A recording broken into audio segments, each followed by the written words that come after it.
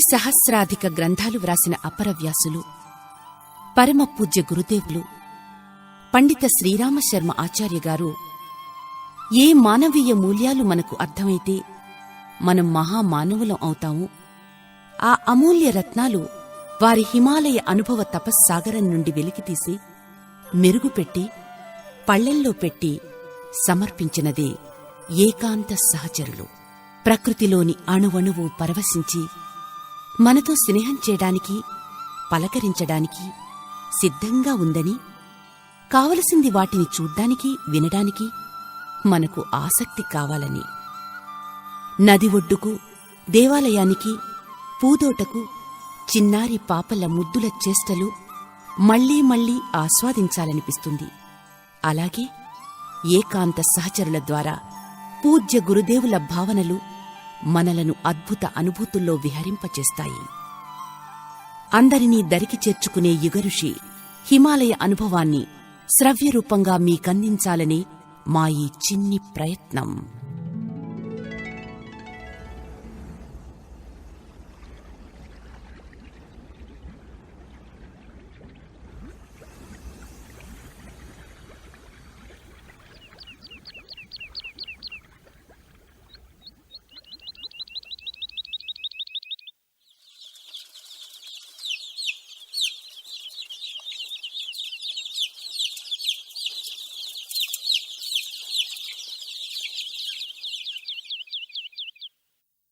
ఈరోజు చాలా దుర్గమమైన బాటలో నడుస్తున్నాను. క్రిందగా గంగ ప్రవహిస్తోంది. పైన పర్వత పంక్తులు బారులు తీర్చి ఉన్నాయి. బాట వెడల్పు 3 అడుగులే ఉంది. నడిచేటప్పుడు ఏమాత్రం కాలిపట్టు తప్పినా గర్జిస్తున్న గంగా ప్రవాహం కబళించి వేస్తుంది. మరో వంక మహోన్నతంగా నిలిచి ఉన్న పర్వత పంక్తులు అంగుళమైన తొలగి దారినియ్యవు. గతుకులతో నిండిన ఆ బాటలో ఒక్కొక్క అడుగు ఆచి తూచి వేసుకుంటూ నడవాలి. ఆ దారిలో జీవనానికి, మృత్యువుకి పెద్దగా అంతరం లేదు. మృత్యుభయం అంటే ఏమిటో మొదటిసారిగా నాకు తెలిసింది. అంతకుముందు కథలు చదివాను. జనకరాజర్షి సుఖదేవునికి కర్మయోగం అంటే ఏమిటో తెలియచెప్పడానికి తైలపూర్ణమైన పాత్రనిచ్చి మిథిలా నగరాన్ని ప్రదక్షిణ చేసి రమ్మన్నారట. ఒక్క నూనె బొట్టు భూమిపై రాలినా తల తెగిపోతుందని హెచ్చరించారట. సుఖదేవుడు మృత్యుభయంతో అతి జాగ్రత్తగా ప్రదక్షిణం చేశాడట. ఆ సమయంలో తైలం తప్ప ఆయనకు వేరేదీ కనిపించలేదు.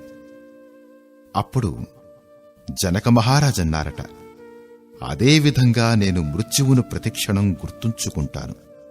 అందువల్ల కర్తవ్య నిర్వహణలో పొరపాటు జరగదు. మనస్సు అనవసరపు విషయాల వైపు పరుగులు తీయదు అని. ఈరోజు ఆ భయంకరమైన కాలిబాటపై పయనించేటప్పుడు నాకు ఆ కథను గురించిన స్పష్టమైన అనుభవం కలిగింది. మాకు తోడుగా కొందరు బాటసారులు కులాసాగా కబుర్లు చెప్పుకుంటూ నడుస్తున్నారు. బాట మరీ భయంకరంగా ఉన్నప్పుడు మౌనం వహిస్తున్నారు. అప్పుడు ఎవరికీ ఇంటి ధ్యాస కాని, మరో ధ్యాస కానీ లేదు. చిత్తం ఏకాగ్రమై అడుగు ముందుకు వేయటంలోనే పూర్తిగా నిమగ్గులమై ఉన్నాము. ఒక చేతితో పర్వత పంక్తిని పట్టుకుని నడుస్తున్నాం. ఆ 2 మైళ్ళ యాత్ర చాలా కష్టతరమైనది. గుండె దడదడలాడుతోంది. ప్రతి క్షణం ప్రాణభీతితో ఒళ్ళు దగ్గర పెట్టుకోవాల్సి వచ్చింది. ఒక భయంకర ఘట్టం పూర్తయింది. ఇప్పటికీ ఆ ప్రయాణాన్ని గుర్తు చేసుకుంటే కకుర్పాటు కలుగుతుంది. మనం మృత్యువుకి అతి చేరువలో ఉన్నప్పుడు మనసు ఆలోచనల నుంచి విముక్తమవుతుంది. జీవన లక్ష్యాన్ని గురించిన యాత్ర కూడా ఇదే విధంగా ఉండాలి. ప్రతి క్షణం సావధానంగా ఉండాలి. ఒక్క తప్పటడుగు వేస్తే మానవ జీవితం యొక్క మహాలక్ష్యం నుండి పతితులమై అగాధంలో పడిపోక తప్పదు. మనకి జీవితం మీద ప్రేమ ఉంటే ఆ జీవితమనే దుర్గమ పదాన్ని సావధానంగా దాటి శాంతిని పొందవచ్చు. కర్తవ్య పాలనమనే కాలిబాట అంత ప్రమాదమైనది. ధర్మమనే పర్వత పంక్తిని పట్టుకుని నడిస్తే మనం అగాధంలో పడిపోకుండా రక్షించుకోవచ్చు. ఎదురుగా మంచుతో కప్పబడిన పర్వత శిఖరాలు దర్శనమిస్తున్నాయి. మంచు కరిగి జలధారలుగా జాలువారుతోంది. పారుతున్న సెలయేరుల్లో మంచు ముక్కలు పాలమీద మేగడ తరకల్లా కనిపిస్తున్నాయి. ఆ శోభాయమానమైన దృశ్యం చూస్తూ ఉంటే ఆనందంతో కన్నులు చెమ్మగిల్లుతున్నాయి. మా పై అంతస్తులో కూడా కొందరు యాత్రికులు బస చేశారు. వారిలో చిన్నపిల్లలు కూడా ఉన్నారు. 2 11-12 ఏళ్ల వయస్సు వారు ఆనందంతో కేరింతలు కొడుతున్నారు. వాళ్ళిద్దరూ మెరిసే ఆ పర్వతం దేంతో చెయ్యబడిందని ఆలోచిస్తున్నారు. కొండరాళ్లతో ధాతువులు కలిసి ఉంటాయని వారంతకు ముందు విని ఉండటం వల్ల అది వెండితో తయారైందని భావించారు. కాని అంత వెండి దొరుకుతూ ఉంటే ఎవరూ తీసుకుపోవటం లేదేమని ఆలోచిస్తున్నారు. వారిలో వారికి కుదరక వాదించుకున్నారు. నాకు ఆ వివాదం ఆనందం కలిగించింది. పిల్లలు కూడా ముద్దుగా ఉన్నారు. వారిద్దరినీ నేను దగ్గరికి పిలిచి, ఆ కొండ రాతిదేనని, కాని ఎత్తుగా ఉండటం వల్ల మంచు పడుతున్నదని, ఎండవస్తే మంచు కరిగి ప్రవహిస్తున్నప్పుడు ప్రవాహంపైని తేలియాడే మంచు శకలాలు వెండివలే మెరుస్తాయని తెలియచెప్పాను. వారు అర్థం చేసుకున్నారు. ఎన్నో ప్రశ్నలడిగారు. వారి జ్ఞాన తృష్ణకు సంతోషించి వారి ప్రశ్నలన్నిటికీ సమాధానాలు చెప్పాను. చిన్నతనంలో మనిషి బుద్ధి ఎంత అవికసితంగా ఉంటుంది. మంచును చూసి వెండి వంటి అమూల్య వస్తువుగా భావిస్తాడు. పెద్దయిన తర్వాత చూసిన ప్రతి దానిని లోతుగా విమర్శ చేస్తాడు. చిన్నతనంలోనే అటువంటి వివేకం ఉంటే చిన్నపిల్లలు కూడా యథార్థాన్ని గ్రహిస్తారు కదా అని ఆలోచిస్తున్నాను. కాని నా ఆలోచన కూడా తప్పు కావచ్చు. వయస్సు వచ్చిన తర్వాత మాత్రం మనిషి వివేకవంతుడవుతున్నాడా? ఆత్మ వంటి అమూల్య వస్తువును తనలో ఉంచుకుని సంపద కోసం, విలాసాల కోసం ఎందుకు పరుగులు తీస్తున్నాడు? సాంసారిక, క్షణిక, సారహీన ఆకర్షణలనే మృగతృష్ణ వైపుకు పరుగులు తీసే మానవుడు మట్టి బొమ్మలతోనూ కాగితపు పడవలతోనూ ఆడుకునే చిన్నపిల్లల కంటే వివేకవంతుడు కాడు. చదవటం, వ్రాయటం, తిండి తిప్పలు మాని గాలిపటాలు ఎగరవేసే చిన్నపిల్లవాడి చందాన దూరదృష్టి లేకుండా ఆయువునంతటినీ వృధా చేసుకుంటున్నాడు కదా.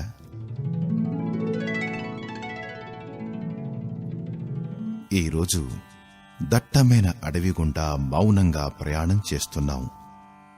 ఇంతలో ఎక్కడ్నుంచో ఒక కందిరీగల దండు మా మీద దండయాత్ర చేసింది.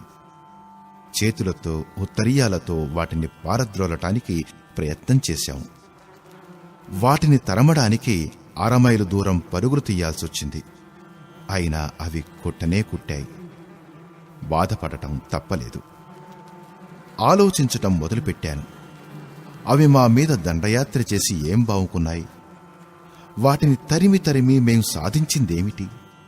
బహుశా ఈ వనమంతా మా స్వంతమని, ఎవరూ ప్రవేశించి దురాక్రమణ చెయ్యకూడదని కందిరీగలు భావించి ఉండవచ్చు. అది కందిరీగల మూర్ఖత్వం. ఆ వనాన్ని ఈశ్వరుడు తయారు చేశారే కాని ఆ కందిరీగలు తయారు చెయ్యలేదు. ఆ చెట్లలో అవి సుఖంగా, నిరాపదగా నివసించాలని భావించి ఉండవచ్చు. కాని వనాన్నంతటినీ గుత్తకు తీసుకున్నామని అవి భావించటం వ్యర్థం. ఆ వనం అందరిది. అందరూ దాన్ని వినియోగించుకోవచ్చనే భావన వాటికి ఉంటే బాగుండేది కదా.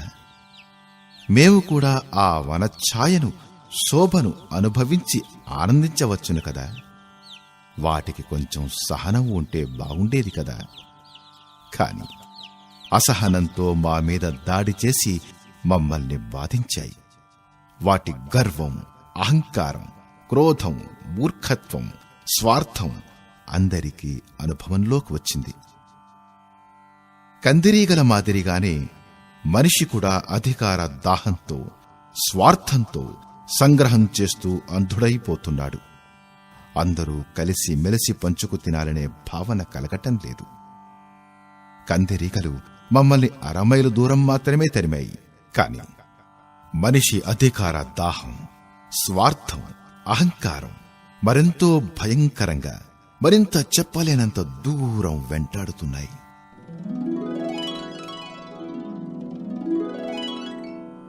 ఈ మధ్య చాలా రోజులుగా మంచు వలె శీతలమైన నీటితో స్నానం చేయవలసి వస్తోంది. పళ్ళు బిగబట్టి ఏదో 2 మునకలు వేసి స్నానం అయిందనుకోవడం జరుగుతోంది. శరీరాన్ని తోమి శుభ్రం చేసుకోవడం కుదరటం లేదు. ఈరోజు మేము చేరుకున్న పర్వత సానువులపైన 3 ఉష్ణ జలకుండాలు కనిపించాయి. గంగమీది వంతెన దాటి తప్తకుండాల వైపు నడిచాము. కొంత దూరం దేకుతూ వగురుస్తూ తప్తకుండాల వద్దకు చేరుకున్నాము. అక్కడ 3 వేడి నీటి కుండాలు ఉన్నాయి. అందులో ఒక కుండంలో నీళ్లు మరిగిపోతున్నాయి. చెయ్యి పెడితే కాలిపోయేటట్లుగా ఉన్నాయి. గిన్నెతో పప్పు అందులో ఉంచితే ఉడికిపోయేంత వేడిగా ఉన్నాయి. మేము దాని జోలికి పోకుండా పక్కనే ఉన్న మరో కుండంలో హాయిగా ఒళ్ళు రుద్దుకుని స్నానం చేశాం. మురికి పట్టి ఉన్న వస్త్రాల్ని కూడా శుభ్రంగా ఆ వేడి నీటిలో ఉతుక్కోగలిగాం. ఎక్కడ చూసినా మంచు పడుతూ, మంచు వలె శీతలమైన జలం అంతటా ప్రవహిస్తూ ఉంటే, అటువంటి ప్రదేశాల్లో కూడా అక్కడక్కడ వేడినీటి కుండాలు ఉండటం ఆశ్చర్యం కలిగిస్తుంది. బహుశా ఆ పర్వతాల్లో గంధక ధాతువు లోలోపల ఉడుకుతూ నీటికి వేడిని అందిస్తూ ఉండవచ్చు. అదేవిధంగా సజ్జనుల్లో కూడా అన్నీ మంచిగా శాంతిదాయకంగా ఉండే గుణాలు కనిపిస్తున్నా లోలోపల ఎక్కడో దాగి ఉన్న దుర్బుద్ధి ఈ ఉష్ణ కుండాల్లో నీటి వలె బయటపడుతూ ఉంటుంది. పర్వతాలు శీతలత్వాన్ని తమలో ఎల్లప్పుడూ అదే విధంగా నిలబెట్టుకోవడానికి గంధకం వంటి విష పదార్థాల్ని తమలో నుండి బయటకు నెట్టివేస్తున్నాయేమో. దుర్గుణాల్ని కలిగి ఉండటం తప్పు, వాటిని దాచుకోవటం మరింత తప్పు. మనిషి కూడా ఈ పర్వతాల వలె తమ దుర్గుణాల్ని బయటకు నెట్టేయడం నేర్చుకోవాలి. అతిథులు చలికి గడ్డకట్టుకుపోకుండా ఉండటానికి పర్వత దేవతలు తమలోని వెచ్చదనాన్ని ఉష్ణధారలుగా బయటికి ప్రకటించి వారిని సేదదీరుస్తున్నాయేమో. ఇలా ఆత్మదానం చేసే పర్వతాల్లాగా కొందరు వ్యక్తులు తాము స్వయంగా కష్టాల్ని సహిస్తూ ఇతరులకు సుఖ సంతోషాలనందిస్తారు.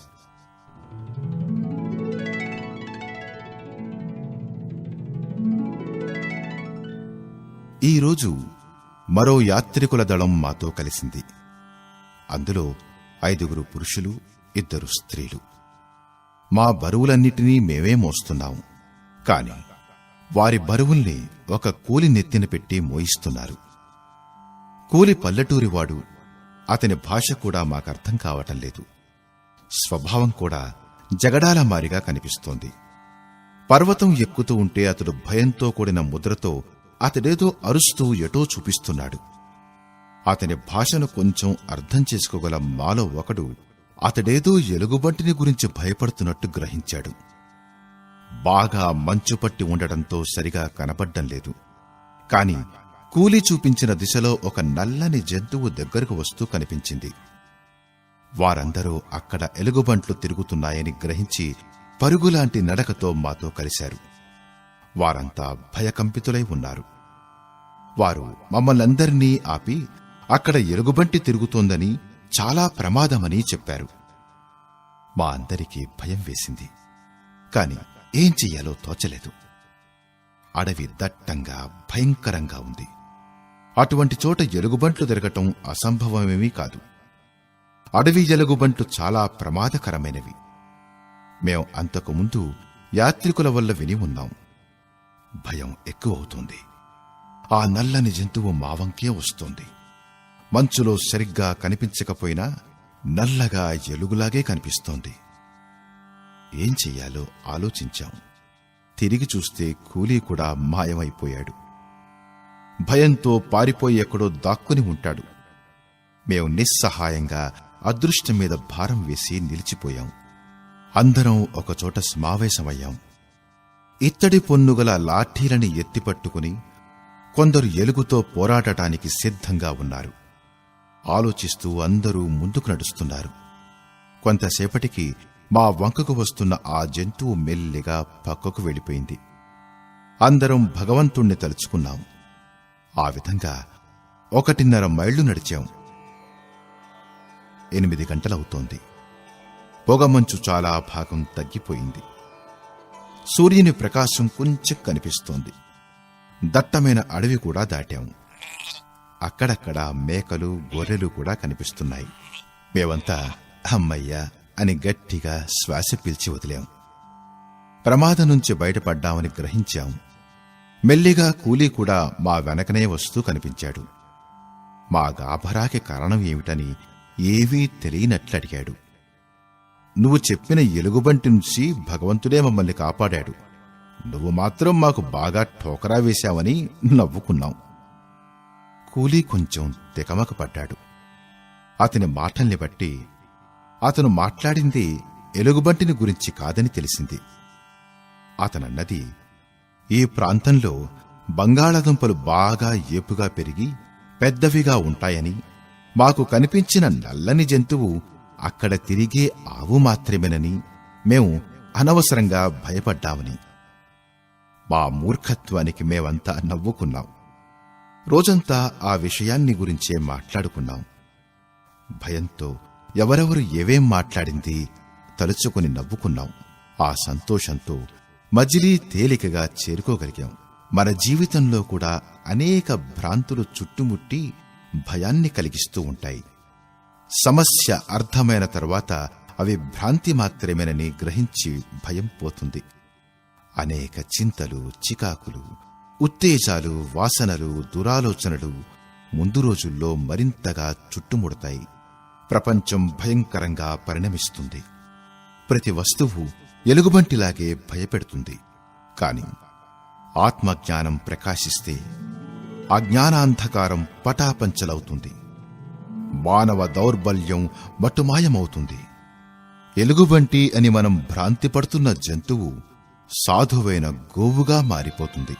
మనం శత్రువుగా భ్రాంతి చెందే వస్తువు మన స్వస్వరూపం మాత్రమే, ఈశ్వరుని అంశయే. ఈశ్వరుడు మనకు ప్రీతిపాత్రుడు. ఆయన సృష్టి కూడా శుభప్రదమైనదే. దానిని మనం ఎంత వికృత రూపంతో చిత్రించుకుంటే అంతటి భయం కలిగిస్తుంది. అది మన మానసిక దౌర్బల్యం మాత్రమే.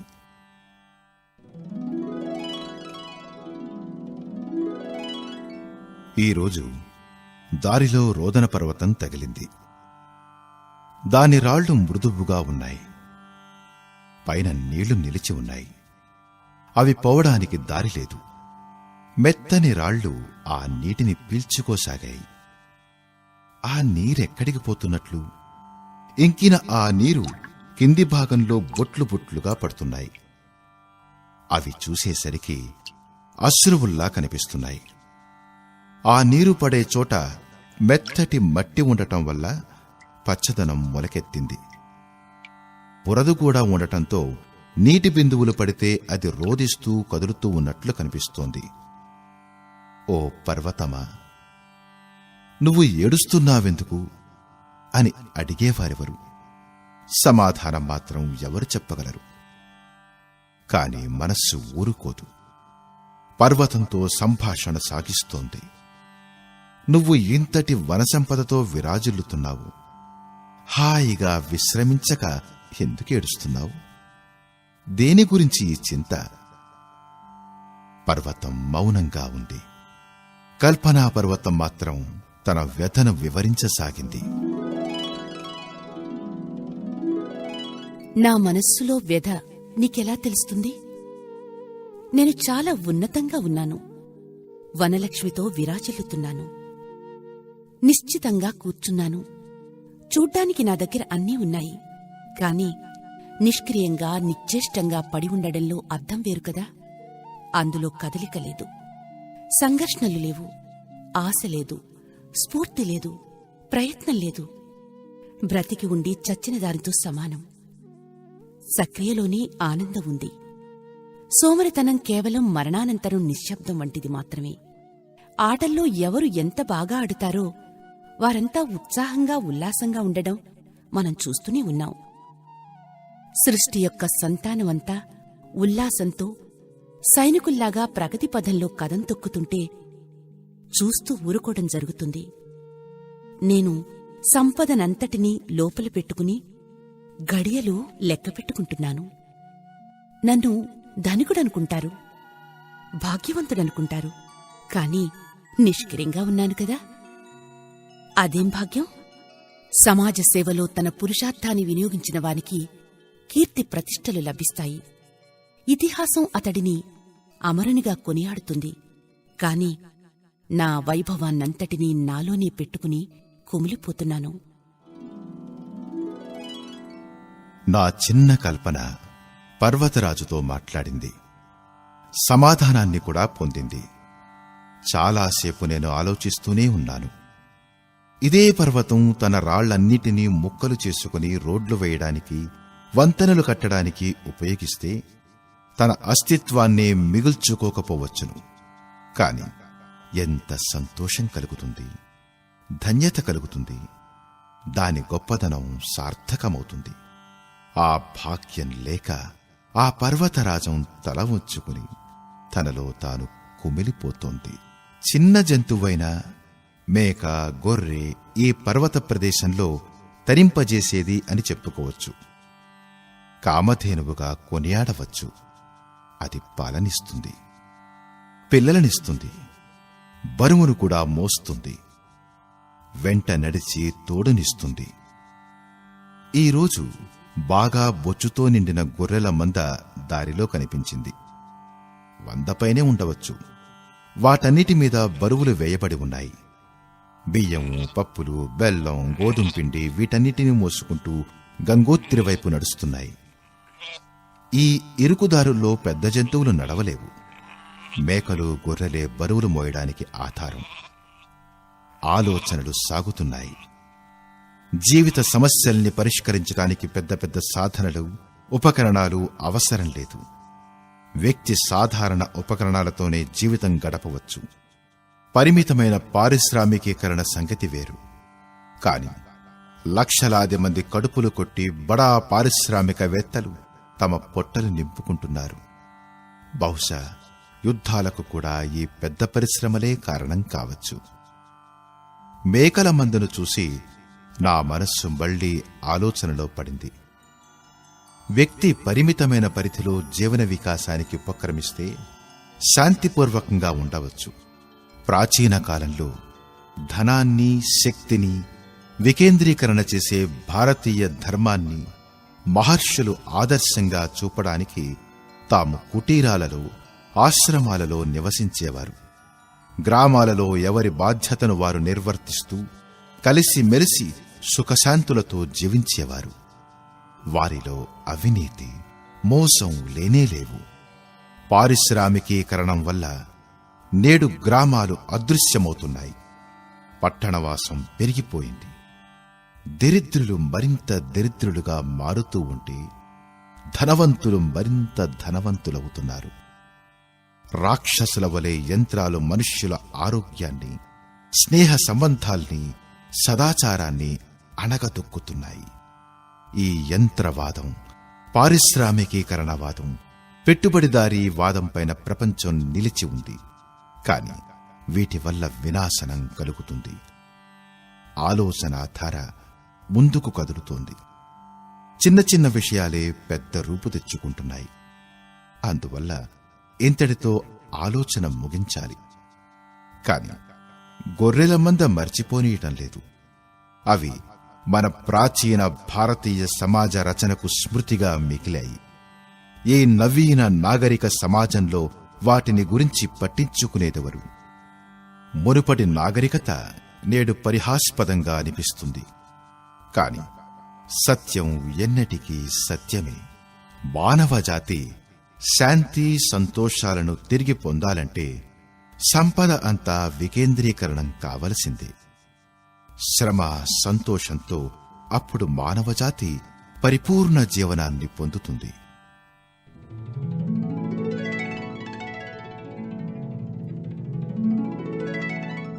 నేడు భోజవాసమకం చేరుకున్నాం. రేపు బహుశా గోముఖం చేరుకోవచ్చు. ఇక్కడ ప్రయాణ సౌకర్యం లేదు. ఉత్తర కాశీ గంగోత్రి రాస్తాపైన ప్రయాణికులు కలుస్తూ ఉంటారు. మైదానాల్లో విశ్రాంతి తీసుకునేవారు కూడా గుంపులు గుంపులుగా కనిపిస్తారు. ఇక్కడ అటువంటిదేమీ ఉండదు. మేమందరం కలిసి 6 యాత్రికులం మాత్రమే. మా ఆహారం మేమే తెచ్చుకున్నాం. ఇది పేరుకు భోజవాస మైదానమే. పేరుకు ఒక ధర్మశాల ఉన్నది కాని సదుపాయాలు మృగ్యం. ముందు కనిపించే పర్వతం వంక దృష్టి సారించాను. హిమగిరి స్వయంగా శంకరునికి జలాభిషేకం చేస్తున్నట్లుగా ఉందా దృశ్యం. అలౌకికంగా ఉంది. పైనుండి సన్నని జలధార క్రిందకి జాలువారుతోంది. కింద ప్రకృతి నిర్మితమైన శివలింగం ఉంది. జలధార దానిపై పడుతోంది. నీటి తుంపరులు ఎగిసిపడుతూ ఉంటే వాటిపై సూర్యకిరణాలు ప్రసరించి ఇంద్రధనస్సును ప్రకటింపజేస్తున్నాయి. సాక్షాత్తు శివుడు విరాజిల్లుతూ ఉండగా ఆయన శీర్షముపై గంగా జలాభిషేకం జరుగుతూ ఉంటే ఇంద్రధనస్సులనే పుష్పాలతో దేవతలు ఆయన్ని పూజిస్తున్న అనుభూతిని ఆ దృశ్యం కలిగిస్తుంది. సౌందర్యం ఆత్మ యొక్క దప్పిక. కాని కృత్రిమత అనే బురదలో సౌందర్యం ఎక్కడ దర్శనమిస్తుంది? ఉత్తర కాశీ నుండి బయలుదేరినప్పుడు వచ్చిన అవస్థ మళ్లీ వచ్చింది. భట్వాడీ చట్టీ వరకు రోడ్డు వెడల్పు చేసి బాగుచేసే పని జరుగుతోంది. అందువల్ల ఆ 2 రోజుల్లోనూ మైలురాళ్లు కనిపించలేదు. రాస్తాలో ఎగుడు దిగుళ్లు. ఎక్కి దిగడం పని ఎక్కువగా ఉంది. కష్టమైన మజిలీ కొద్ది దూరంలోనే ఉంది. దట్టమైన ఆ అడవిలో ప్రాకృతిక సౌందర్యం చూడముచ్చటగానే ఉంది. కాని 24 గంటలు చూసిన దృశ్యమే చూడటం వల్ల మొహం మొత్తింది. జన కోలాహలంలో హడావిడిగా జీవితాన్ని గడిపేవారికి నీరవమైన ఏకాంతం కూడా చాలా కష్టం కలిగిస్తుంది. అటువంటి పరిస్థితుల్లో బాటసారి మనసులోనే ఒక ఆలోచన కలుగుతుంది. ఈ రోడ్డు మీద ఇప్పటికి ఎంత దూరం ప్రయాణం చేశాం, మజిలీ ఇంకెంత దూరం అని. కొంత దూరం ప్రయాణం చేసిన తర్వాత ఎవరైనా కనిపిస్తే వచ్చే చెట్టి ఎంత దూరం ఉన్నదని అడిగేవాణ్ణి. దాంతో ఎంత దూరం నడిచాను, ఇంకెంత దూరం నడవాలి అని అంచనా వేసుకుంటాను. కొందరు జవాబు చెప్పరు. కొందరు చెప్పేది అర్థం కాదు. కొందరు చెప్పేది సరికాదు. అందువలన ఇతరుల్ని అడిగినా పెద్దగా ప్రయోజనం కనిపించలేదు. 7-8 మంది కలిసి నడుస్తూ ఉంటే కబుర్లు చెప్పడంలో కాలం త్వరగా గడిచిపోతుంది. ఇటువంటి సమయంలో మైలురాయి గొప్ప ఆశాదీపం. ఇటువంటి అనుభవం భట్వాడీ చట్టీ నుండి గంగోత్రి వరకు నడిచేటప్పుడు కలిగింది. మైలురాళ్లు గత మజిలీ నుండి ఎంత దూరం నడిచింది, రాబోయే మజిలీ ఎంత దూరంలో ఉన్నది తెలియజేయడంతో మనసుకు స్వాంతన కలుగుతుంది. 1 ఫర్లాంగు నడిచి మైలురాయిని చూడగానే మరో మైలురాయి వరకు ఉత్సాహం కలుగుతుంది. గంగోత్రి నుండి గోముఖం వెళ్లే రోడ్డులో మైలురాళ్లు లేవు. 18 మైళ్ల ఆ దారి బహు కష్టతరమైంది. మైలురాయి వంటి గొప్ప సహచరులు లేకపోవడం చాలా బాధ కలిగించింది. మార్గదర్శకుడు లేనంతగా. మైలురాయి మామూలుగా చాలా స్వల్ప విషయమే. దాని ఖరీదు, యోగ్యత, సామర్థ్యం, విద్య, బుద్ధి అన్నీ ఉపహాసాస్పదాలే. కాని అది ఒక నిశ్చితమైన, నియమితమైన కర్తవ్యాన్ని చేతబట్టి ఒకే చోట కదలక నిలబడుతుంది. కాని బాటసారులకు ఎంత ఊరట కలిగిస్తుంది. నా వంటి వారెందరో దానివలన సమాధానపడుతున్నారు. అదే పనిగా నడవడంతో కాళ్లకు బొబ్బలు పొక్కాయి. చూసుకుంటే 2 పాదాలకు 10 దాకా బొబ్బలు కనిపించాయి. క్యాన్వాస్ బూట్లు ఉపయోగించటం వల్ల నడవడానికి అనుకూలంగానే ఉన్నప్పటికీ పాదాలకు మాత్రం ఇబ్బంది కలుగుతూనే ఉంది. తెల్లని బూట్లు నీళ్లల్లో తడవటం వల్ల పచ్చబడిపోయాయి. మజిలీ చాలా దూరంగా ఉంది. ఎట్టి పరిస్థితుల్లోనూ గురుపూర్ణిమకు గమ్యాన్ని చేరుకుని తీరాలి. పాదాలు ఈ స్థితిలో ఉంటే చేరుకోవడం ఎలాగనేది సమస్య. నిన్నటి దినం కుంటుకుంటూనే ఏదో విధంగా నడిచాను. ఈరోజు మరీ ఇబ్బందిగా ఉంది. 2-3 బొబ్బలు పగిలి మరీ బాధగా ఉంది. నడవటం కష్టం. కాని నడవక బద్ధకిస్తే సమయానికి లక్ష్యాన్ని చేరుకోలేను.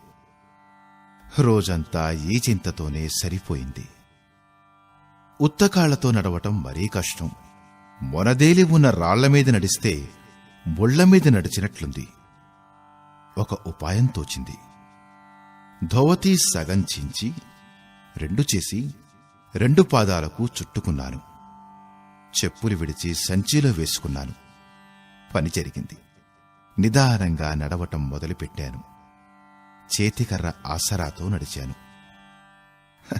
ఎక్కడ పుట్టి ఎక్కడ పెరిగిందో ఆ చేతికర్ర చిన్న తమ్ముని వలె నాకు ఆసరా.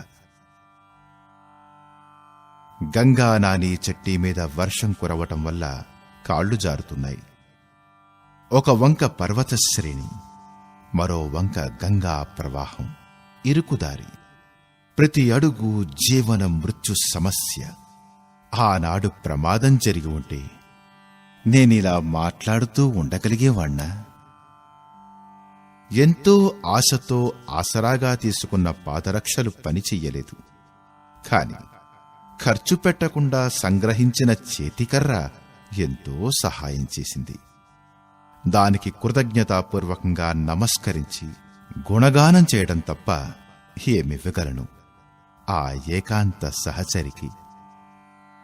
దేనిమీద ఆశ పెట్టుకున్నానో అది సహాయపడలేదు. పరాయి వస్తువైన చేతికర్ర ఊతమిచ్చి ఆదుకుంది. ఎవరు స్వంతం, ఎవరు పరులు? ఈశ్వరుని దృష్టిలో అంతా స్వంతమే. ఈ రోజంతా పర్వతవాసుల కష్టసాధ్య జీవనం మీద ఎక్కువ ఆలోచిస్తూ ఉన్నాను. కొండల్లో చిన్న చిన్న మడులు మాత్రమే వ్యవసాయానికి అనుగుణంగా ఉంటాయి. ఎద్దులు ఎక్కడ దొరుకుతాయి?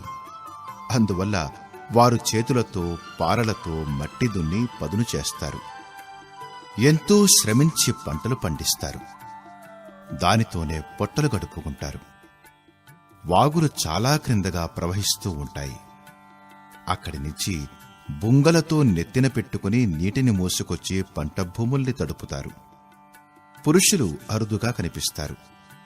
స్త్రీలే ఎక్కువగా అన్ని పనులు చేస్తారు. కొండలెక్కి గడ్డి కాని పుల్లలు కాని వారే సేకరించి తెచ్చుకుంటారు. ఈ కొద్ది ప్రయాణానికే మనం చాలా కష్టపడినట్లు భావిస్తున్నాం కాని వారు పడే శ్రమలో ఇది ఎన్నో వంతు. వారికి వినోద కాలక్షేపానికి సాధనాలు లేవు. వారి కాలక్షేపమంతా ఉన్నితో వస్త్రాలు తయారు చేయటం, సూదితో అల్లికలల్లడం మాత్రమే.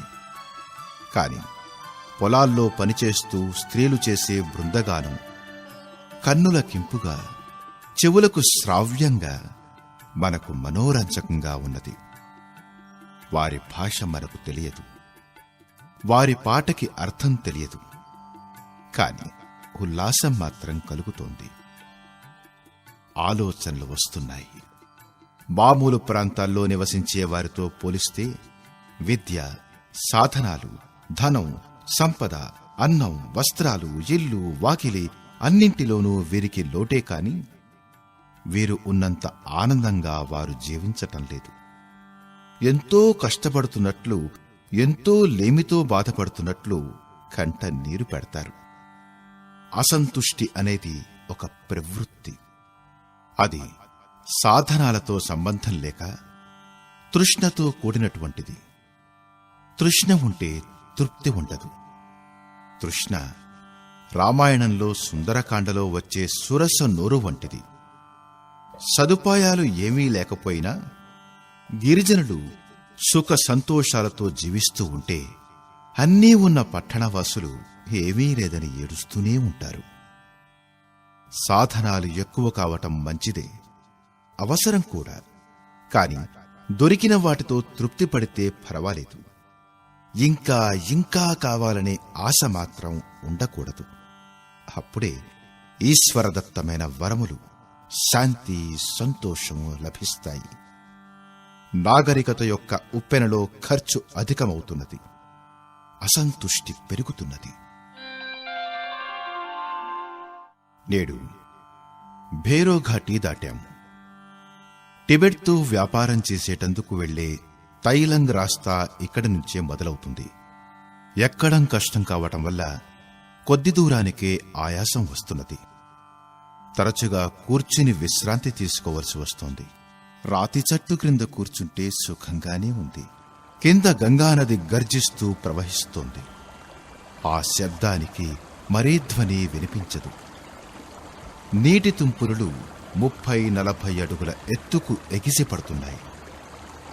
గంగానది ఇంతగా ఎందుకు గర్జిస్తూ భయపెడుతుందా అని దూరానికి దృష్టి సారించి చూశాను. ఇక్కడ గంగానది 2 కొండల మధ్య ఇరుకులో ప్రవహిస్తోంది. 15-20 అడుగుల వెడల్పు మాత్రమే ఉంది. ఎంతో గొప్ప జలరాశి ఇంత ఇరుకు సందులో ఇమడటానికి ప్రయత్నించటం వల్ల ఇంత ఘోష కలుగుతున్నది. అంతేకాకుండా చుట్టుపక్కల కొండల మీద నుంచి జలపాతాలు కూడా ప్రచండ శబ్దాలు చేస్తున్నాయి. గంగ యొక్క ప్రచండ శక్తి స్వరూపాన్ని ఇక్కడ చూడవచ్చు. మైదానాల్లో గంగ చాలా వెడల్పుగా ఉండి నిదానంగా ప్రవహిస్తూ ఉంటుంది. అక్కడ ప్రవాహంలో ప్రచండత ఉండదు, తీవ్రత ఉండదు. ఇక్కడ వెడల్పు తక్కువ కావటం వల్ల గంగా ప్రవాహం ఎంతో ప్రచండంగా, తీవ్రంగా ఉంది. మనుష్య జీవనం విభిన్న క్షేత్రములపై ప్రసరించటం వల్ల సుఖంగా ఉంటుంది. ఒక ప్రత్యేకతను సంతరించుకోనంత వరకు, విశిష్ట లక్ష్యాన్ని మనసులో పెట్టుకోనంత వరకు మానవ జీవితం ప్రత్యేకత లేకుండానే గడిచిపోతుంది. పరిమితమైన క్షేత్రంలో గానుగెద్దులాగా తిరగటమే జరుగుతుంది. ఎవరైనా ఒకే లక్ష్యంపై కేంద్రీకరించిన నాడు ఆశ్చర్యజనకమైన ఉత్సాహం ఉరకలు వేస్తుంది. గంగానది ఉరకలు వేస్తున్నప్పుడు జలధారకు ఒక శిలాఖండం అడ్డుపడితే ఘర్షణ కలుగుతుంది, గర్జన వినిపిస్తుంది. అదేవిధంగా మనిషి జీవితంలో కష్టాలు ఎదురైనప్పుడు మాత్రమే ఆ సంఘర్షణతో శక్తి ఉత్పన్నమవుతుంది. అంతవరకు జీవితం అతి సామాన్యంగా, విలాసాలతో విశ్రాంతిగా గడిచిపోతూ ఉంటుంది. కష్టాల్ని సహించటం, తితీక్ష, తపశ్చర్య మొదలైన వ్రత దీక్షల్ని చేకొని ఖిన్నుడు కాకుండా వీరోచితంగా సాహసంతో నిండినప్పుడు మానవుని అంతఃకరణలో తీవ్రత కలిగి ఉరకలు వేస్తున్న గంగానది వలె ఉత్సాహం పొంగి పొరలి కీర్తి ప్రతిష్టలను పొందగలరు.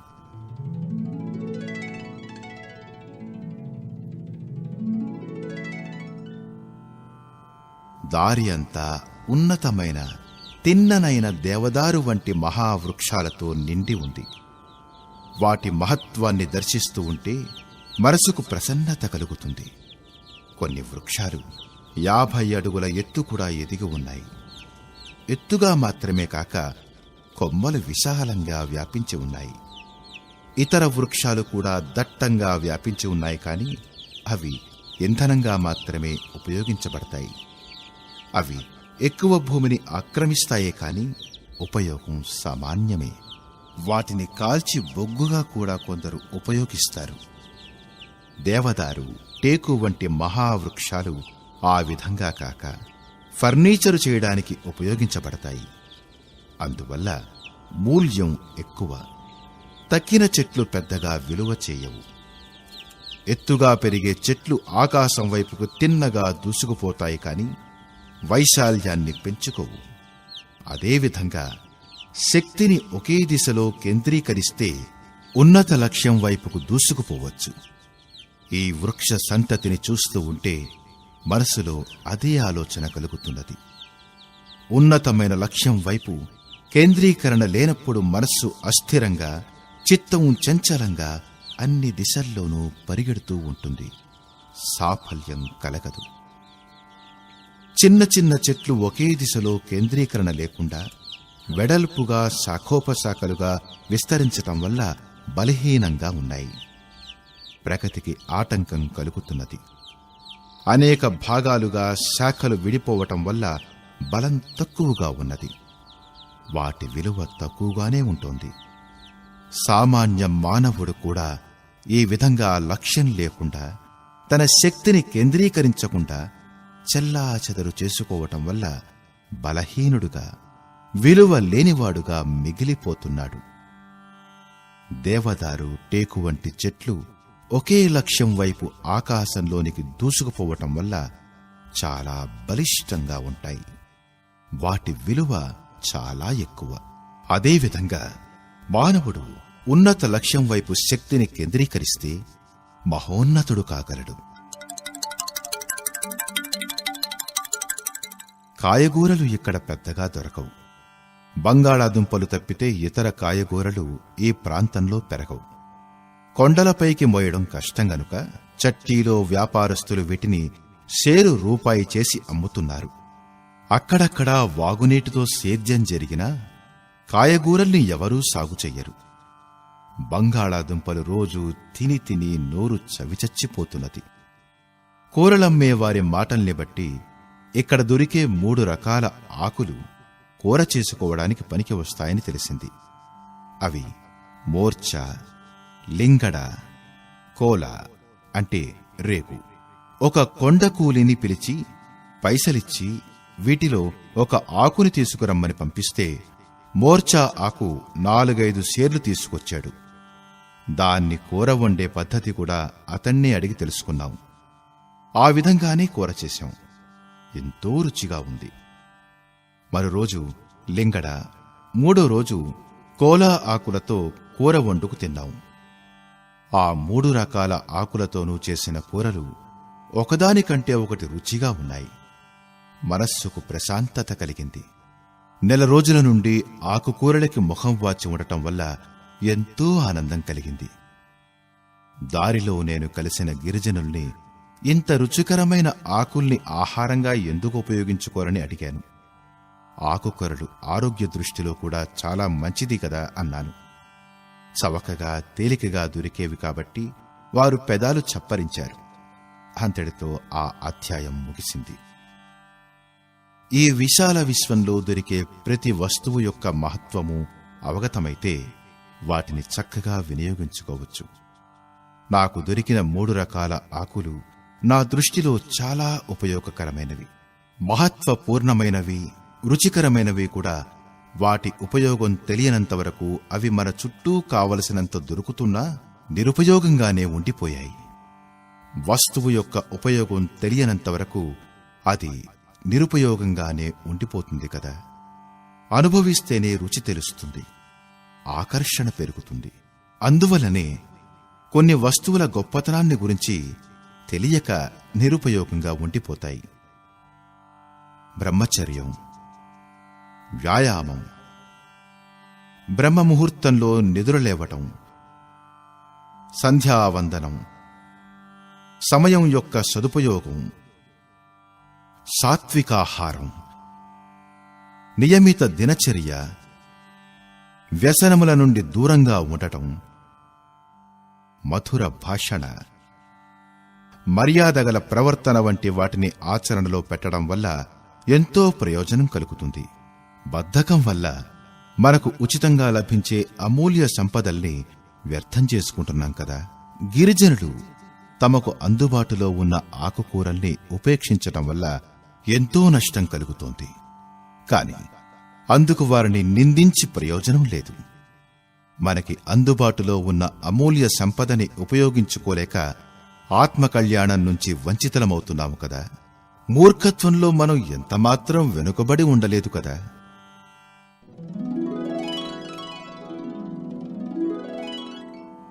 ఈరోజు ఉదయం నుండి వర్షం కురుస్తోంది. రోజూ చూస్తున్నప్పటికీ ఈరోజు పర్వత శిఖరాల నుండి కదులుతున్న మేఘ మాలికలు ప్రత్యేకంగా కనిపిస్తున్నాయి. ఈ పర్వత శిఖరాలు సముద్ర మట్టానికి సుమారు 10,000 అడుగుల ఎత్తున ఉన్నాయి. కొండ శిఖరాలు కదులుతున్న దట్టమైన మేఘాల్ని చీలుస్తున్నట్లు కనిపించే ఆ దృశ్యం మనోరంజకంగా ఉన్నది. దట్టమైన మేఘాలు కూడా పర్వతాల్లా కనిపిస్తూ పర్వత శిఖరాల్ని ఢీకొంటూ ఉంటే 2 పర్వతాలు కలబడుతున్నట్టుగానే కనిపిస్తోంది. నలువైపులా తెల్లని చీకటి కమ్ముకుంటున్నట్లుగా దృశ్యం తమాషాగా ఉంది.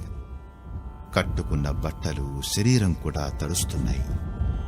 మేఘాలు ఎలా నీటి బిందువులాగా మారుతాయో దృశ్యం దగ్గరగా ఉండటంతో వర్షం కురిసే వేళ బాగా అర్థమవుతున్నది. మనం మామూలుగా ఇంటి దగ్గర చూసే మేఘాలు ఆకాశంలో బాగా ఎత్తుగా ఉంటాయి. మా నాయనమ్మ మేఘాలు ఉండే చోట దేవలోకం ఉంటుందని చెప్పేది. దేవతలకి మేఘాలు వాహనాలని, వాటి మీద కూర్చుని దేవతలు ఆకాశంలో స్వేచ్ఛగా విహరిస్తారని చెప్పేది. ఎక్కడ అవసరమైతే అక్కడ వర్షం కూడా వారే కురిపిస్తారని చెప్పేది. చిన్నతనంలో నాకు కూడా మేఘాల మీద సవారీ చేయాలని కుతూహలం ఉండేది. ఆ రోజుల్లో మేఘాలు నాకు చాలా విలువైనవిగా కనిపించేవి. విమానం కన్నా మిన్నగా. విమానం నడపటానికి చోదకుడు కావాలి, ఇంధనం కావాలి, చాలా కష్టం. మేఘాల మీద స్వారీ చేయడానికి అవేవి అక్కర్లేదు కదా. ఇప్పుడు కూడా చిన్నతనంలోలాగే మేఘాల మీద స్వారీ చేయటం నవ్వులాట అనిపించినా మేఘాలతో పాటు నడవటం ఎంతో ఆనందం కలిగిస్తున్నది. మేఘాలు నా కాళ్లని తాకుతూ పోతున్నాయి. అంత క్రిందగా లక్ష్యం ఎంత ఉన్నతంగా అందుబాటులో లేనట్లుగా కనిపించినప్పటికీ కష్టపడి సాధనతో కొండలు ఎక్కితే మేఘాల వలనే తేలికగా అందుబాటులోకి వస్తుంది కదా. కర్తవ్య పాలన హిమాలయ శిఖరారోహణ కన్నా కష్టతరమైనది. మామూలు మానవుల కన్నా మిన్నగా కూడు గుడ్డలకు మాత్రమే పరిమితంగాక ఉన్నతంగా వ్యవహరించగలిగితే 10,000 అడుగుల పైకి ఎక్కడం కష్టం కాదు. మేఘాల్ని అందుకోవడం కష్టం. కాని పర్వత శిఖరం పైకి ఎక్కితే ఆ మేఘాలే మన పాదాల్ని స్పృశిస్తాయి కదా. కర్తవ్య పరాయణత్వంతో ఏదైతే మనకు అతీతంగా కనిపిస్తుందో దాన్ని అతి సులభసాధ్యం చేసుకోవచ్చు.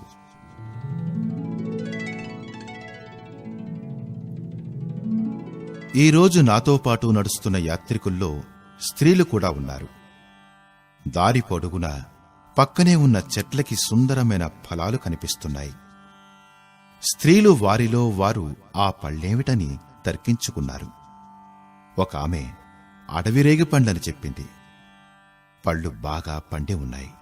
గ్రామీణ ప్రాంతాల్లో నివసించే ఆ స్త్రీలకి చెట్లెక్కటం కొత్త కాదు. ఒక ఆమె చెట్టెక్కి 40-50 పళ్ళని కోసి క్రింద పడేసింది. స్త్రీలంతా ఆతృతతో ఏరుకున్నారు.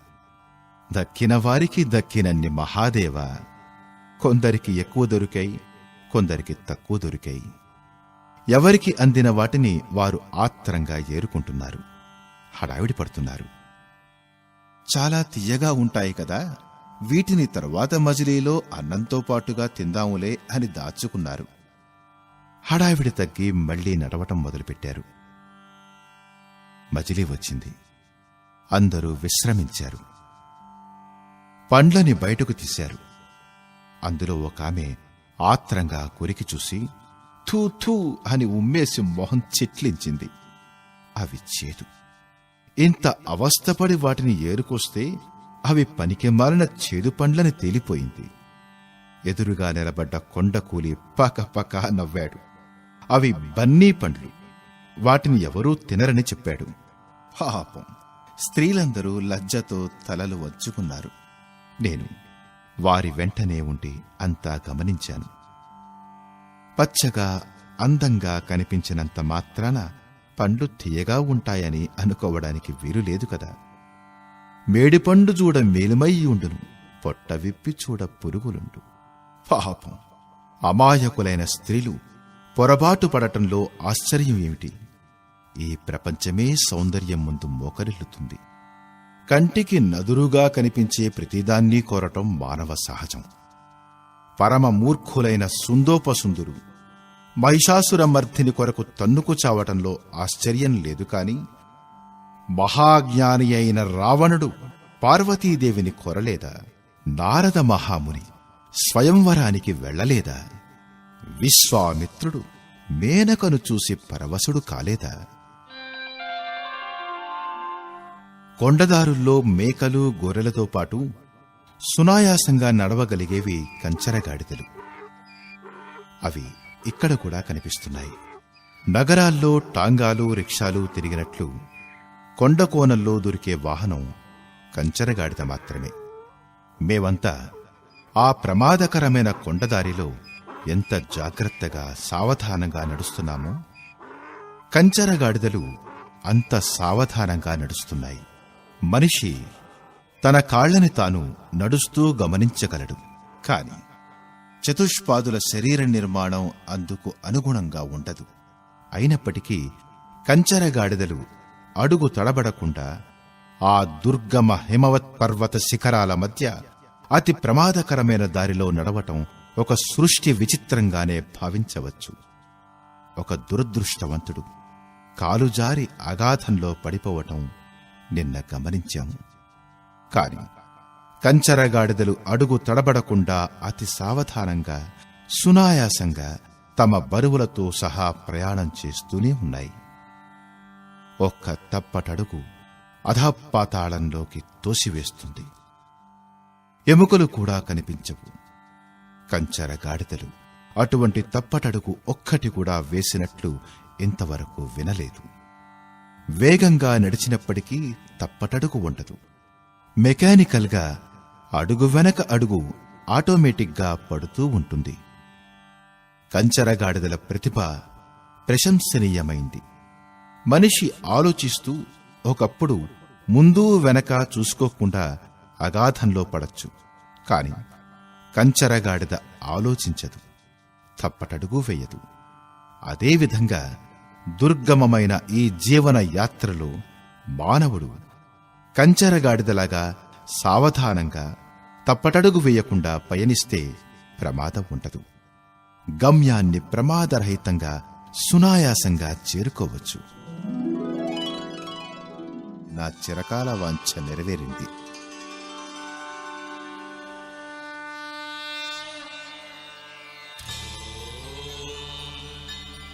గంగోత్రి వరకు ప్రయాణం చేయడం ఒక ఎత్తు, గంగోత్రి నుండి గోముఖం వరకు ప్రయాణం చేయడం ఒక ఎత్తు. ఈ మార్గం అతి కష్టతరమైంది. ఈ 18 మైళ్లు ఎంతో ప్రమాదభరితమైన దారి. గంగోత్రి వరకు దారి ఏర్పాటు చేయబడి సంరక్షింపబడుతోంది. కాని అక్కడి నుంచి గోముఖం వరకు సరైన దారి ఏర్పాటు చేయబడలేదు. అక్కడికి వెళ్లేవారు కూడా తక్కువ. ఆ దారిలో ప్రయాణం చేయడం జీవితంతో జోదమాటటమే. ఒక్క తప్పటడుగు వేస్తే అంతటితో జీవితమే ఆఖరు. గంగ ఉద్భవించే హిమస్థూపం నీలిరంగులో ఉంటుంది. ఎంతో శోభాయమానమైన దృశ్యం గోముఖం. అక్కడ ధార ఝరీ రూపంలో ఎంతో సన్నగా ఉన్నా అమితమైన వేగంతో ఉంటుంది.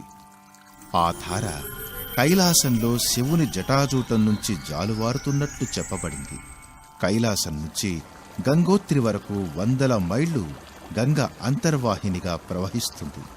కోట్ల టన్నుల గ్లేషియర్ అంటే హిమఖండం యొక్క ఒత్తిడి సహించవలసి వస్తుంది. అందువల్ల వేగం అంత తీవ్రంగా ఉంటుంది. భావుకుల హృదయాలకి అది మాతృస్తన్యధార జాలువారుతున్నట్లు దర్శనమిస్తుంది. భావుకుడైన జగన్నాథ మిశ్రుల సంవేదన గంగాలహరి స్తోత్ర రూపంలో ప్రవహించింది. ఆయన గంగాలహరి ఒక్కొక్క శ్లోకం చదువుతూ గంగలో ఒక్కొక్క అడుగు వేస్తూ చివరి శ్లోకాన్ని పూర్తి చేసేసరికి గంగలో మునిగి లీనమైపోయారు. రామతీర్థస్వామి కూడా అదే భావావేశంతో గంగలో జలసమాధి అయినట్లు చెప్పుకుంటారు. నా దప్పికను, ఆవేశాన్ని ఆ పవిత్ర జలాస్వాదనతో, అందులో స్నానం చేయడంతో తీర్చుకోగలిగాను. దారి పొడవునా నాలో భావ సంవేదనలు గంగా తరంగాల్లా ఉప్పొంగి పొరలసాగాయి. ఎన్నో ఆలోచనలు వస్తూ పోతూ ఉన్నాయి. ఆ సమయంలో వచ్చిన ఒక ఆలోచనా తరంగాన్ని చెప్పడానికి సాహసిస్తున్నాను. గోముఖం వద్ద గంగ ఒక చిన్న సన్నని ధార మాత్రమే. దారి పొడవునా చిన్న చిన్న జలధారలు, సెలయేళ్లు, ఉపనదులు వచ్చి కలుస్తూ ఉంటాయి. వస్తుతః గంగ అతి చిన్న జలధార అయినా వాటన్నిటినీ కలుపుకుని చాలా పెద్దదిగా దర్శనమిస్తుంది. అలాంటి గంగని హరిద్వార్, కాన్పూర్, ప్రయాగ ఆదిగా గల ప్రదేశాల్లో మనం దర్శిస్తున్నాం. వాటి నుండి పెద్ద కాలువలు తీయబడ్డాయి. గోముఖం నుండి వచ్చే నీరు అందులో ఒక కాలువలో ప్రవహించేటంత కూడా ఉండదు. గంగ ఎంతో గొప్పది. ఎందుకంటే ఆ తల్లి ఎన్నో నదుల్ని, ఉపనదుల్ని, సెలయేళ్లని తనలో ఇముడ్చుకోగలిగింది. తన ఔదార్యంతో చెరగును పరచి చిన్న చిన్న సెలయేళ్లను కూడా తన బాహుపాశంలో ఇముడ్చుకుని అగాధమైన స్నేహ సౌజన్యములు గలది కాబట్టి ఆమె ప్రసాదించే జలరాశి తక్కువగా ఎందుకుంటుంది? దీపం వెలుగుతూ ఉంటే అందులో పడ్డ పురుగులు కూడా వెలుగొందుతాయి. పరమార్థం కొరకు ప్రపంచాన్ని శీతలత్వంతో నింపేటందుకు అవతరించిన గంగామాతకు ఉపనదులు, సెలయేళ్లు తమని తాము సంపూర్ణ సమర్పణ చేసుకోవటంలో ఆశ్చర్యం ఏముంది? తప్పే ఉంది. గాంధీకి, బుద్ధునికి, యేసుక్రీస్తుకు ఎందరో ఆత్మసమర్పణ చేసుకోవటం మనకి తెలుసు. గంగా మైదానం బాగా పల్లంగా ఉండటంతో అందులో ఎన్నో ఉపనదులు, జలధారలు వచ్చి కలిశాయి. ఎంతో ఉన్నత స్థితిలో ఉండి కూడా అతి నిరాడంబరమైనందున, అంటే అన్నిటికన్నా తక్కువ స్థాయిలో ప్రవహించటం వల్ల అవన్నీ ఎట్టి ఈర్ష్యాద్వేషాలు లేకుండా కలిసిపోయాయి. వాటి ఔదార్యం కూడా ప్రశంసనీయమే. నదీనదాలలోనూ సెలయేళ్లలోనూ తమ ప్రత్యేక వ్యక్తిత్వాన్ని నిలుపుకుని వ్యక్తిగతమైన మహత్వాకాంక్షలను, కీర్తి ప్రతిష్టలను పెంచుకోవాలనే కోరిక లేదు. అందువల్ల సర్వదా అభినందింపదగినవన్నీ తమ అహాన్ని వదిలి గంగ యొక్క మహత్వాన్ని పెంచడానికి మాత్రమే తోడ్పడ్డాయి. సామూహికత యొక్క, ఏకత్రీకరణ యొక్క, కలిసి పనిచేయడం యొక్క మహత్వాన్ని తెలుసుకోవడం ప్రశంసనీయం. సంఘటనలోనే శక్తి ఉంది. అది వాక్కులో కాని, మనస్సులో గాని కాక ఆచరణలో కనిపిస్తుంది. ఆత్మత్యాగం యొక్క ఈ అనుపమ ఆదర్శంలో ఎంత గొప్పతనం ఉంది, ఎంత దూరదృష్టి ఉంది. అవి ప్రత్యేక వ్యక్తిత్వాన్ని నిలుపుకుని ఉంటే గంగాజలంగా పిలువబడేవి కావు కదా. గోముఖంలో ఈరోజు పవిత్ర గంగామ తల్లిని దర్శించి ఆ తల్లివడిలో స్నానం చేసి సేదతీరే అదృష్టం కలిగింది. ఇక్కడ గంగ చిన్న జలధార మాత్రమే.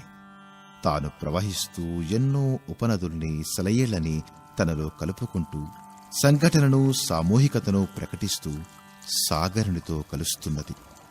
విశ్వమంతటికీ ఆమె వందనీయం. గంగలో నదీనదాలు కలిసిపోవడం యొక్క మహాపరిణామమే మనకి ఒక నాయకునికి, అనుయాయులకి మధ్య కనిపిస్తుంది. దీన్ని గమనించిన వారికి సామూహికత, సామాజికతల మహత్వం అర్థమవుతుంది. అప్పుడు గంగానదిలాగే భాగీరథి భగవతి యొక్క భవ్య దర్శనం గోముఖమున పొంది ధన్యుడనయ్యాను. చూడటానికి ఒక విశాలమైన రాతి చెట్టుపై నుండి ఒక చీలిక గుండా జాలువారుతున్న పాలవంటి జలధారలాగా కనిపించేదే గోముఖం. ప్రవాహం అతి వేగవంతంగా ఉంది. నీటి తుంపరలు ఆకాశాన్నంటేలా పైకి లేస్తూ ఉంటాయి. వానిపై సూర్యకిరణాలు పడి ఇంద్రధనస్సులు కనిపిస్తూ ఉంటాయి. దృశ్యం ఎంతో మనోహరంగా ఉంటుంది. ఈ పునీత నిర్ఘరి నుండి బయలువెడలిన గంగామాత తరతరాలుగా మానవ జాతికి తరణ తారిణిగా విలసిల్లుతున్నది. ఎట్టి మహోన్నత సంస్కృతిని ప్రవహింపజేస్తున్నదో దానిని తలచినంత మాత్రాన్నే ఆత్మ పునీతమై పులకిస్తున్నది. ఇంకా ముందుకి పోవాలి. గంగ, వామక, నందనవన, భాగీరథి శిఖరాలకి, శివలింగ పర్వతాల మధ్యనున్న సుమనోహర దృశ్యమే తపోవనం. హిమాలయాల హృదయం. ఈ హృదయంలో అజ్ఞాత రూపంలో ఎందరో మహాత్ములు విశ్వమును తరింపచేయడానికి అవసరమైన శక్తి భాండాగారాన్ని నింపుతున్నారు. ఇక్కడి నుంచి మా మార్గదర్శకులే దారి చూపి ముందుకు తీసుకువెళ్లారు. కొన్ని మైళ్ల కఠినమైన మార్గంలో నడిచిన తరువాత తపోవనం యొక్క దర్శనమయింది. నలువైపులా హిమాచ్ఛాదిత పర్వత పంక్తులు తమ సౌందర్యం యొక్క అలౌకిక కాంతులను ప్రసరింపచేస్తున్నాయి. ముందున్న శివలింగ పర్వతం ఒక పడగ విప్పిన మహాసర్పంలా దర్శనమిస్తున్నది. అంతకుముందు భావనామాత్రంగా దర్శించిన భుజగభూషణుడైన శివుని ఇక్కడ తమ చర్మ చక్షువులతో దర్శించగలరు. దక్షిణాన అరుణ కాంతులీనుతున్న సుమేరు హిమపర్వతం, మరోవంక నీలకాంతులు వెల్లివిరిసే బ్రహ్మపురి, కొంచెం ఆవలగా భగీరథ పర్వతం కనిపిస్తాయి. ఆ భగీరథ పర్వతం పైననే భగీరథుడు తపస్సు చేసి దివిజ గంగను భువికి దింపాడు. గంగోత్రిలో కూడా గౌరీకుండం దాపున భగీరథ శిల ఉన్నది. అక్కడ కూడా భగీరథుడు తపస్సు చేసినట్లు చెప్పుకుంటారు. కాని వాస్తవానికి ఆయన తపస్సు చేసిన స్థలం భగీరథ పర్వతమే. ఇంజనీర్లు కూడా గంగ యొక్క స్థానం భగీరథ పర్వతమే అంటారు. భగీరథ పర్వతం వెనుక నీలగిరి ఉంది. అందులోంచి నీలవర్ణమైన నీలానది ప్రవహిస్తోంది. ఈ రంగురంగుల కమనీయ దృశ్యాన్ని ఒక ఎత్తు ప్రదేశంలో నిలిచి చూడవచ్చు. మంచు కురిసేటప్పుడు భగీరథ పర్వతం యొక్క విస్తృత మైదానం దుర్గమంగా ఉంటుంది. పేరుకుపోయిన మంచు పగిలి చీలికలు ఏర్పడి దారు మూసుకుపోతే వెనుకకు తిరిగి రావటం దుర్లభం. శ్రావణ భాద్రపద మాసాల్లో మంచు కరిగిపోయినప్పుడు ఇక్కడ నందనవనంలా ఉంటుంది. దీని పేరు మాత్రమే నందనవనం కాదు, వాతావరణమే నందనవనం. ఆ రోజుల్లో ముఖమల్లాగా పచ్చిక పరుచుకుని ఉంటుంది. అక్కడ పెరిగే వనమూలికల నుండి దివ్య సుగంధం నలుదిక్కులా వ్యాపిస్తున్నది. పూలు నేలంతా తివాచీలా పరుచుకుంటాయి.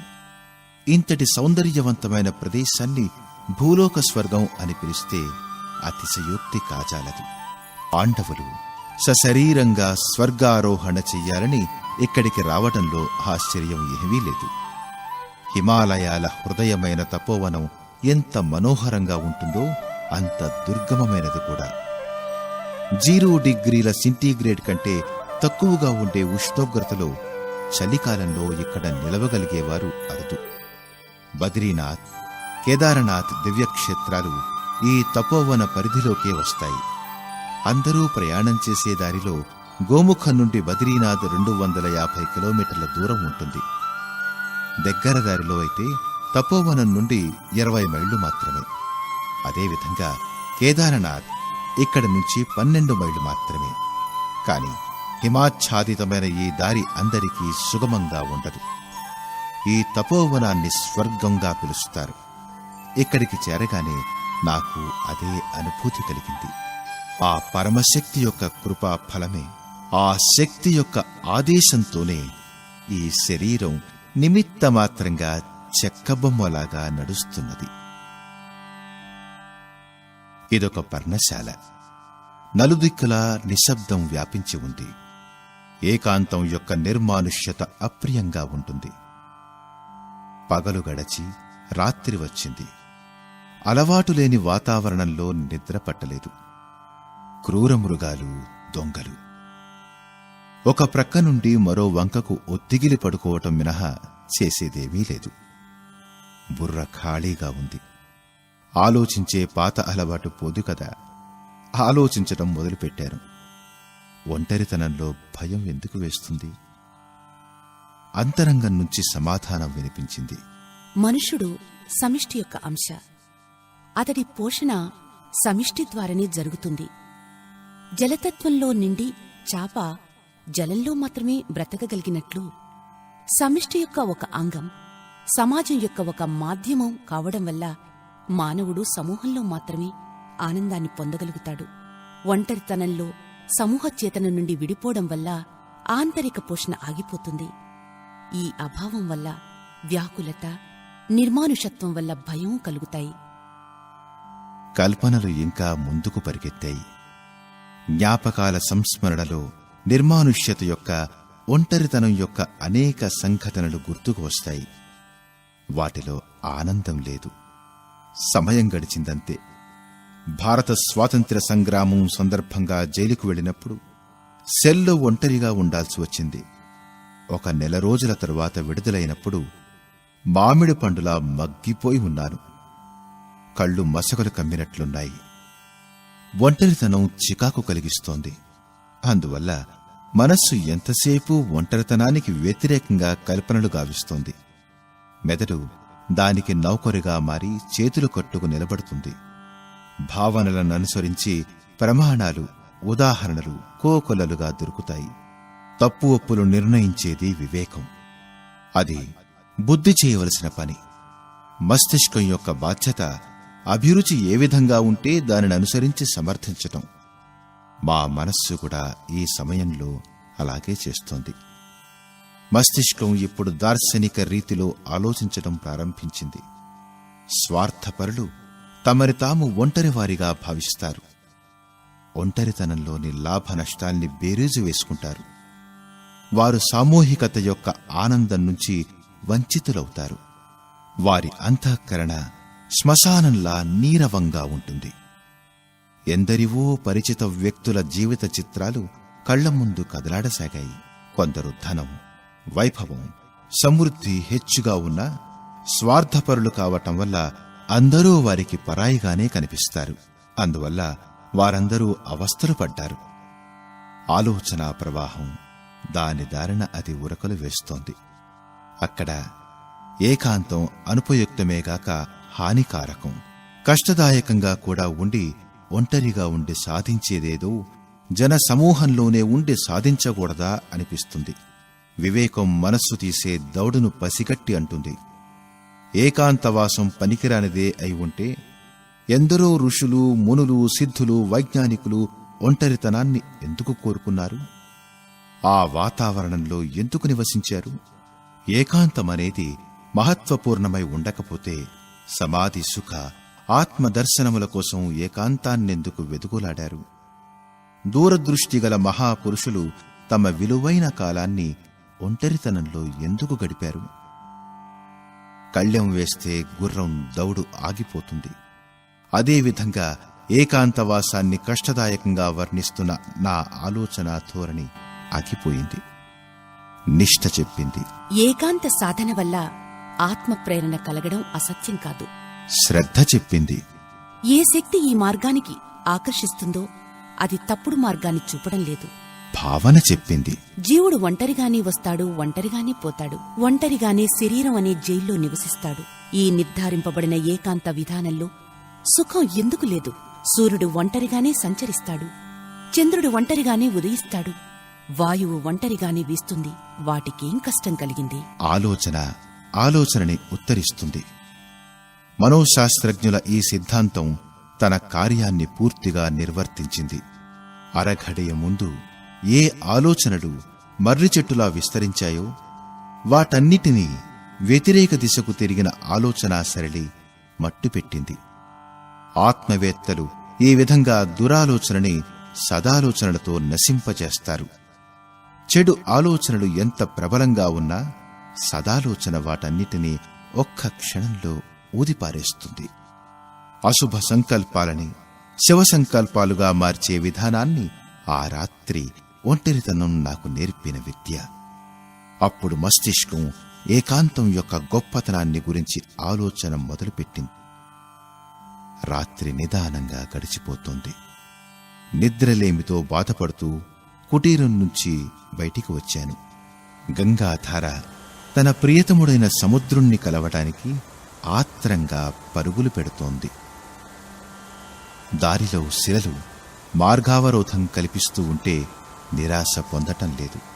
అనేక పాషాణ ఖండాల దెబ్బలతో అంగప్రత్యంగాలను గాయపరుస్తూ ఉంటే ఆ బాధల గురించి ఆలోచించటం లేదు. చీకటిని చూసి ఒంటరితనాన్ని గురించి భయపడ్డం లేదు. తన హృదయేశ్వరుని కలవాలనే ఆమె వ్యాకులత వీటన్నిటినీ అధిగమిస్తోంది. ప్రియుని ధ్యానంలో నిమగ్నమైన గంగామాత ప్రేమ గీతాలను ఆలపిస్తూ నిద్రకి విశ్రాంతికి తిలాంజలులిచ్చి పరిగెడుతూనే ఉంది. చంద్రుడు నడినెత్తి మీదకొచ్చాడు. గంగాలహరిలో చంద్రుని అనేక ప్రతిబింబాలు మెరుస్తున్నాయి. ఒకే బ్రహ్మ అనేక శరీరాల్లో ప్రవేశించి ఏకము అనేకమై మాయాదృశ్య రూపంగా భాసిస్తున్నట్లే ఆ దృశ్యం మనోహరంగా కనిపిస్తోంది. గంగా తటిని ఒక శిలాఖండం మీద కూర్చుని రెప్పవాల్చక ఆ సుందర దృశ్యాన్ని వీక్షిస్తున్నాను. కొంతసేపటికి ఆ అతి చల్లని శిలాఖండంపైనే నిద్ర కూరుకు వచ్చింది. నెమ్మదిగా ఆ జలధార పద్మము వంటి అతి సుందరమైన ఒక దేవకన్య రూపుదాల్చింది. ఆ అలౌకిక శాంతి సముద్రుడంతటి సౌమ్యముద్రతో పృథ్వీలోని పవిత్రత అంతా ముద్దకట్టి మనిషి శరీరంతో అవతరించినట్లు అనిపించింది. అది ఆగలేదు. సమీప శిలాఖండంపైకి పోయి కనిపిస్తూనే ఉంది. స్వప్నావస్థలో కాదు, జాగ్రత్తవస్థలోనే దీన్నంతటినీ దర్శించాను. ఆ దేవకన్య మెల్లమెల్లగా అత్యంత శాంత భావంతో మధురమైన వాక్కులతో పలకసాగింది. నేను మంత్రముగ్ధుండై వినసాగాను. మానవ శరీరాన్ని ధరించిన ఆత్మవైన నీవు ఈ నిర్జన వనంలో ఏకాకిగా ఉన్నట్లు భావించకు. దృష్టి నిగిడ్చి చూడు. నలువైపులా నీవే వ్యాపించి ఉన్నావు. మనుషుని వరకే నిన్ను నీవు పరిమితుడవైనట్లు భావించకు. ఈ విశాల సృష్టిలో మనుష్యుడు ఒక చిన్న ప్రాణి. అతడికి ఒక స్థానం ఉంది. కాని అతడే అంతా కాదు. మనుష్యుడు లేనిచోట నిర్జనమని ఎందుకనుకుంటావు? అన్య జడచేతనాలు, కదులుతున్న జీవులు కూడా మనుషుని వల్లే విశ్వాత్మకు ప్రియమైనవే. అన్నింటినీ సహోదరులుగా ఎందుకు భావించవు? వారిని నీ సహచరులుగా ఎందుకు మన్నించవు? వారిలో నీ ఆత్మను ఎందుకు చూడవు? ఈ నిర్జన ప్రదేశంలో మనుషులు లేరు, కాని ఎన్నో అగణితమైన ప్రాణులున్నాయి. పశుపక్షాదులున్నాయి, క్రిమి కీటకాలున్నాయి, వృక్ష వనస్పతులున్నాయి. ఎన్నో జీవజాతులు ఈ గిరి కందరాలపై నివసిస్తున్నాయి. అన్నింటిలోనూ ఆత్మ ఉంది. అన్నింటిలోనూ భావనలున్నాయి. వాటినన్నింటినీ అచేతనాలుగా కాక చేతనగల ఆత్మలుగా భావించి నీ ఆత్మలో కలుపుకో. నీ ఖండితాత్మను సమగ్ర ఆత్మగా చూడగలవు. ధరిత్రిపై అవతరించిన ఆ దివ్య సౌందర్యం యొక్క అద్భుత ప్రతిమ అయిన దేవకన్య అలా చెప్పుకుపోతూనే ఉంది. మానవునికి భగవంతుడు బుద్ధినిచ్చాడు, కాని అతడు సుఖాన్ని పొందడానికి నోచుకోలేదు. తృష్ణ, వాసనలలో దురుపయోగం చేసుకున్నాడు. ఎట్టి ఆనందం కలగలేదు. దాని నుండి అతడు వంచితుడయ్యాడు. కాని సృష్టిలో అన్ని జీవులు అటువంటి మూర్ఖత్వాన్ని కలిగి ఉండలేదు. వాటి చేతన న్యూనమే కావచ్చు, కాని వాటి దృష్టితో ఆలోచిస్తే ఏకాంతం అనేది ఎక్కడుంది? అందరూ నీ సహచరులే, అందరూ నీ బంధువులే. కాని వాటి దృష్టితో ఆలోచిస్తే ఏకాంతం అనేది ఎక్కడుంది? అందరూ నీ సహచరులే, అందరూ బంధువులే. పక్కకి వత్తిగెలగానే నిద్ర తేలిపోయింది. హడావిడిగా లేచి నలువైపులా దృష్టి సారించాను. నాకు అమృతోపమానమైన పలుకులనందించిన దేవకన్య కనిపించలేదు. ఆమె మానవ రూపాన్ని వదిలి జలధారగా మారిపోయిందేమో. మనిషి భాషలో మాట్లాడే శబ్దాలు వినిపించటం లేదు. కలకల ధ్వనిలో అవే భావాలు ప్రతిధ్వనిస్తాయి. సందేశం వాటిలో నిండి ఉంది. స్థూల శరీరాంగంతో వాటిని వినలేకపోవచ్చు, కాని ఆత్మతో వాటిని అర్థం చేసుకున్నాను. ఇది స్వప్నమా, మెలకువా, సత్యమా, భ్రమయా? అవి నా ఆలోచనలా లేక దివ్య సందేశమా? అర్థం కావటం లేదు. కళ్ళు తెరిచే ఉన్నాయి. తలపై చెయ్యి వేసి తడుముకున్నాను. అన్వేషింప ప్రయత్నించాను. సమాధానం దొరకలేదు. కాని చూడగలిగింది మాత్రం ఎగసిపడుతూ ఉన్న కిరటాలపై మెరుస్తున్న అనేక చంద్రబింబాలు. ఒకే రూపమై నలువైపులా వ్యాపించి ఉన్నాయి. నవ్వుతూ ఏదో మాట్లాడుతున్నాయి. నేను చిన్ని బాలుళ్లా చేష్టలు దక్కి వినసాగాను. మేమంతా నీకు తోడుండడానికి, నవ్వి నవ్వించడానికి ఇక్కడ సమావేశమయ్యాం. మమ్మల్ని నీ సహచరులుగా భావించలేవా? మేము నీ స్నేహానికి పనికిరామా? ఓ మనిషి, నీవు స్వార్థ ప్రపంచం నుంచి వచ్చావు. అక్కడ మమకారం, స్వార్థం రాజ్యం చేస్తున్నాయి. స్వార్థానికి ఉపయోగపడే వారి మీద ప్రేమ, స్వార్థానికి ఉపయోగించని వారు పరాయివారు. అది నీ ప్రపంచ లక్షణం. దాన్ని వదిలిపెట్టు. మా ప్రపంచ లక్షణాన్ని గ్రహించు. ఇక్కడ సంకుచితత్వం ఉండదు, మమకారం ఉండదు, స్వార్థం ఉండదు. మా ఆలోచన ఈ విధంగా ఉంటుంది.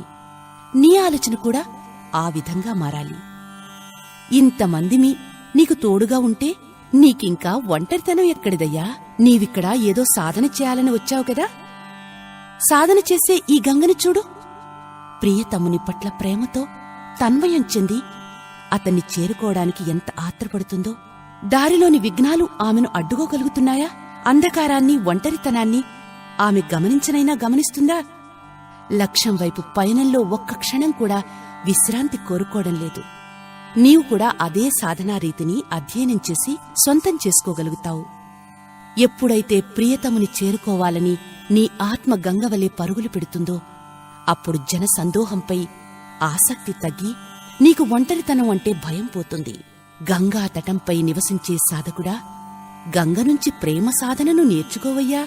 శీతల లహరులతో పాటు చంద్రబాలకులు కూడా నర్తిస్తున్నారు. రాసలీలల్ని తలపుకు తెస్తున్నాయి. కెరటాలన్నీ గోపికలైతే చంద్రబింబ ప్రతిబింబాలు కృష్ణుళ్లా భాసిస్తున్నాయి. ఎంత అద్భుతమైన రాసక్రీడను వీక్షిస్తున్నాను. మనస్సు ఆనందంతో నిర్భరమైపోయింది. ఋతంభరా ప్రజ్ఞ ఈ విధంగా అంటున్నది. చూడు చూడు, నీ ప్రియతముని దృశ్యం చూడు. ప్రతి శరీరంలో ఆత్మ ఏ విధంగా నర్తిస్తుందో అదేవిధంగా ఒకే చంద్రుని బింబాలెన్నో గంగా శుభ్ర లహరులలో నృత్యం చేస్తున్నాయి. రాత్రంతా గడిచిపోయింది. తూర్పు ఎర్రనయ్యింది. ఒంటరితనమంటే భయం పోయింది. నిదానంగా కుటీరంలోకి అడుగుపెట్టాను.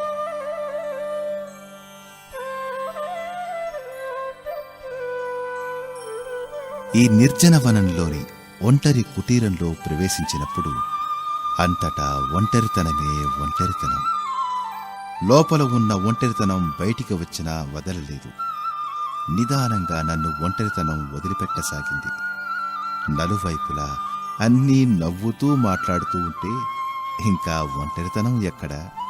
చీకట్లో భయం ఏముంది? అమావాస్య, చీకటి రాత్రి, మబ్బులు పట్టాయి. సన్నగా చినుకులు పడుతున్నాయి.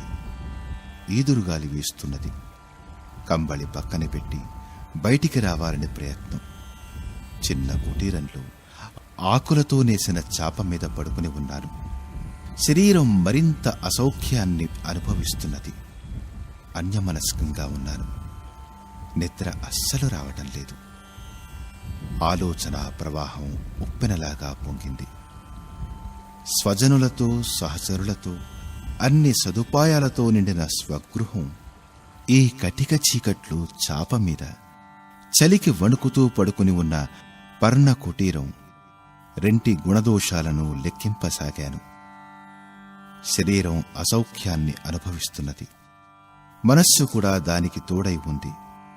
ఇంకా ప్రసన్నత ఎక్కడ? ఆత్మకు విరుద్ధంగా ఆ రెండూ తోడవుతూనే ఉంటాయి. మస్తిష్కం ఈ రెంటికి కొనుక్కున్న వకీలు.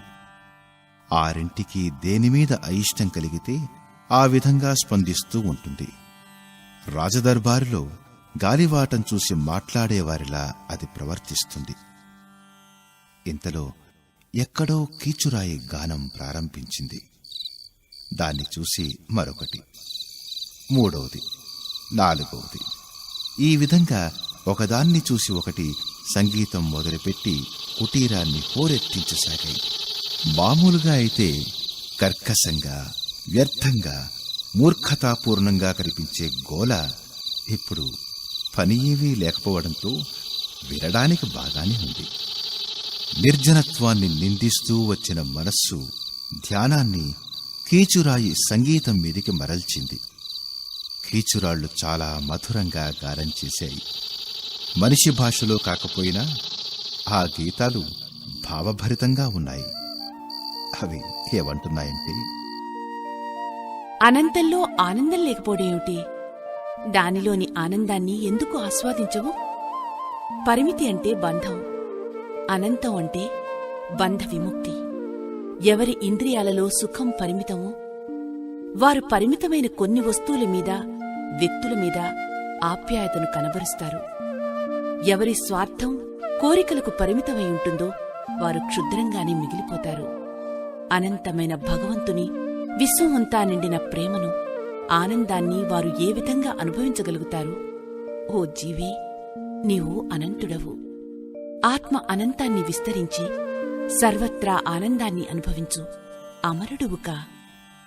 ఏకతారమీటుతూ వీతరాగులైన జ్ఞానులు సమావేశమై నిర్వాణ పదాల్ని గానం చేస్తున్నట్లు కీచురాళ్లు నిర్విఘ్నంగా తమ గానాన్ని వినిపించాయి. స్వాంతః సుఖాయ అన్నట్లుగా వాటి ప్రయాస కొనసాగింది. నేను కూడా ఆ గానంలో తన్మయత్వం పొందాను. వర్షం వల్ల చిల్లులు పడ్డ కుటీరంలో పడే అవస్థ మరపుకు వచ్చింది. ఏకాంతంలో పాడే సహచరులు ఉదాసీనతను వారించి ఉల్లాసభరితమైన వాతావరణాన్ని సృష్టించారు. పాత అలవాట్లు వదిలిపోసాగాయి. మనిషితో మాత్రమే సహవాసం చేసే అనుభూతి విస్తరించి ప్రాణులన్నిటితోనూ సాహచర్యాన్ననుభవించే ప్రక్రియ తెలిసింది. ఇప్పుడు ఈ నిర్జన అరణ్యంలో ఒంటరితనం కనిపించటం లేదు. ఈరోజు కుటీరం నుంచి బయటికి వచ్చి అటూ ఇటూ తిరగటం మొదలుపెట్టడంతో నలువైపులా సహచరులు కనిపించసాగారు.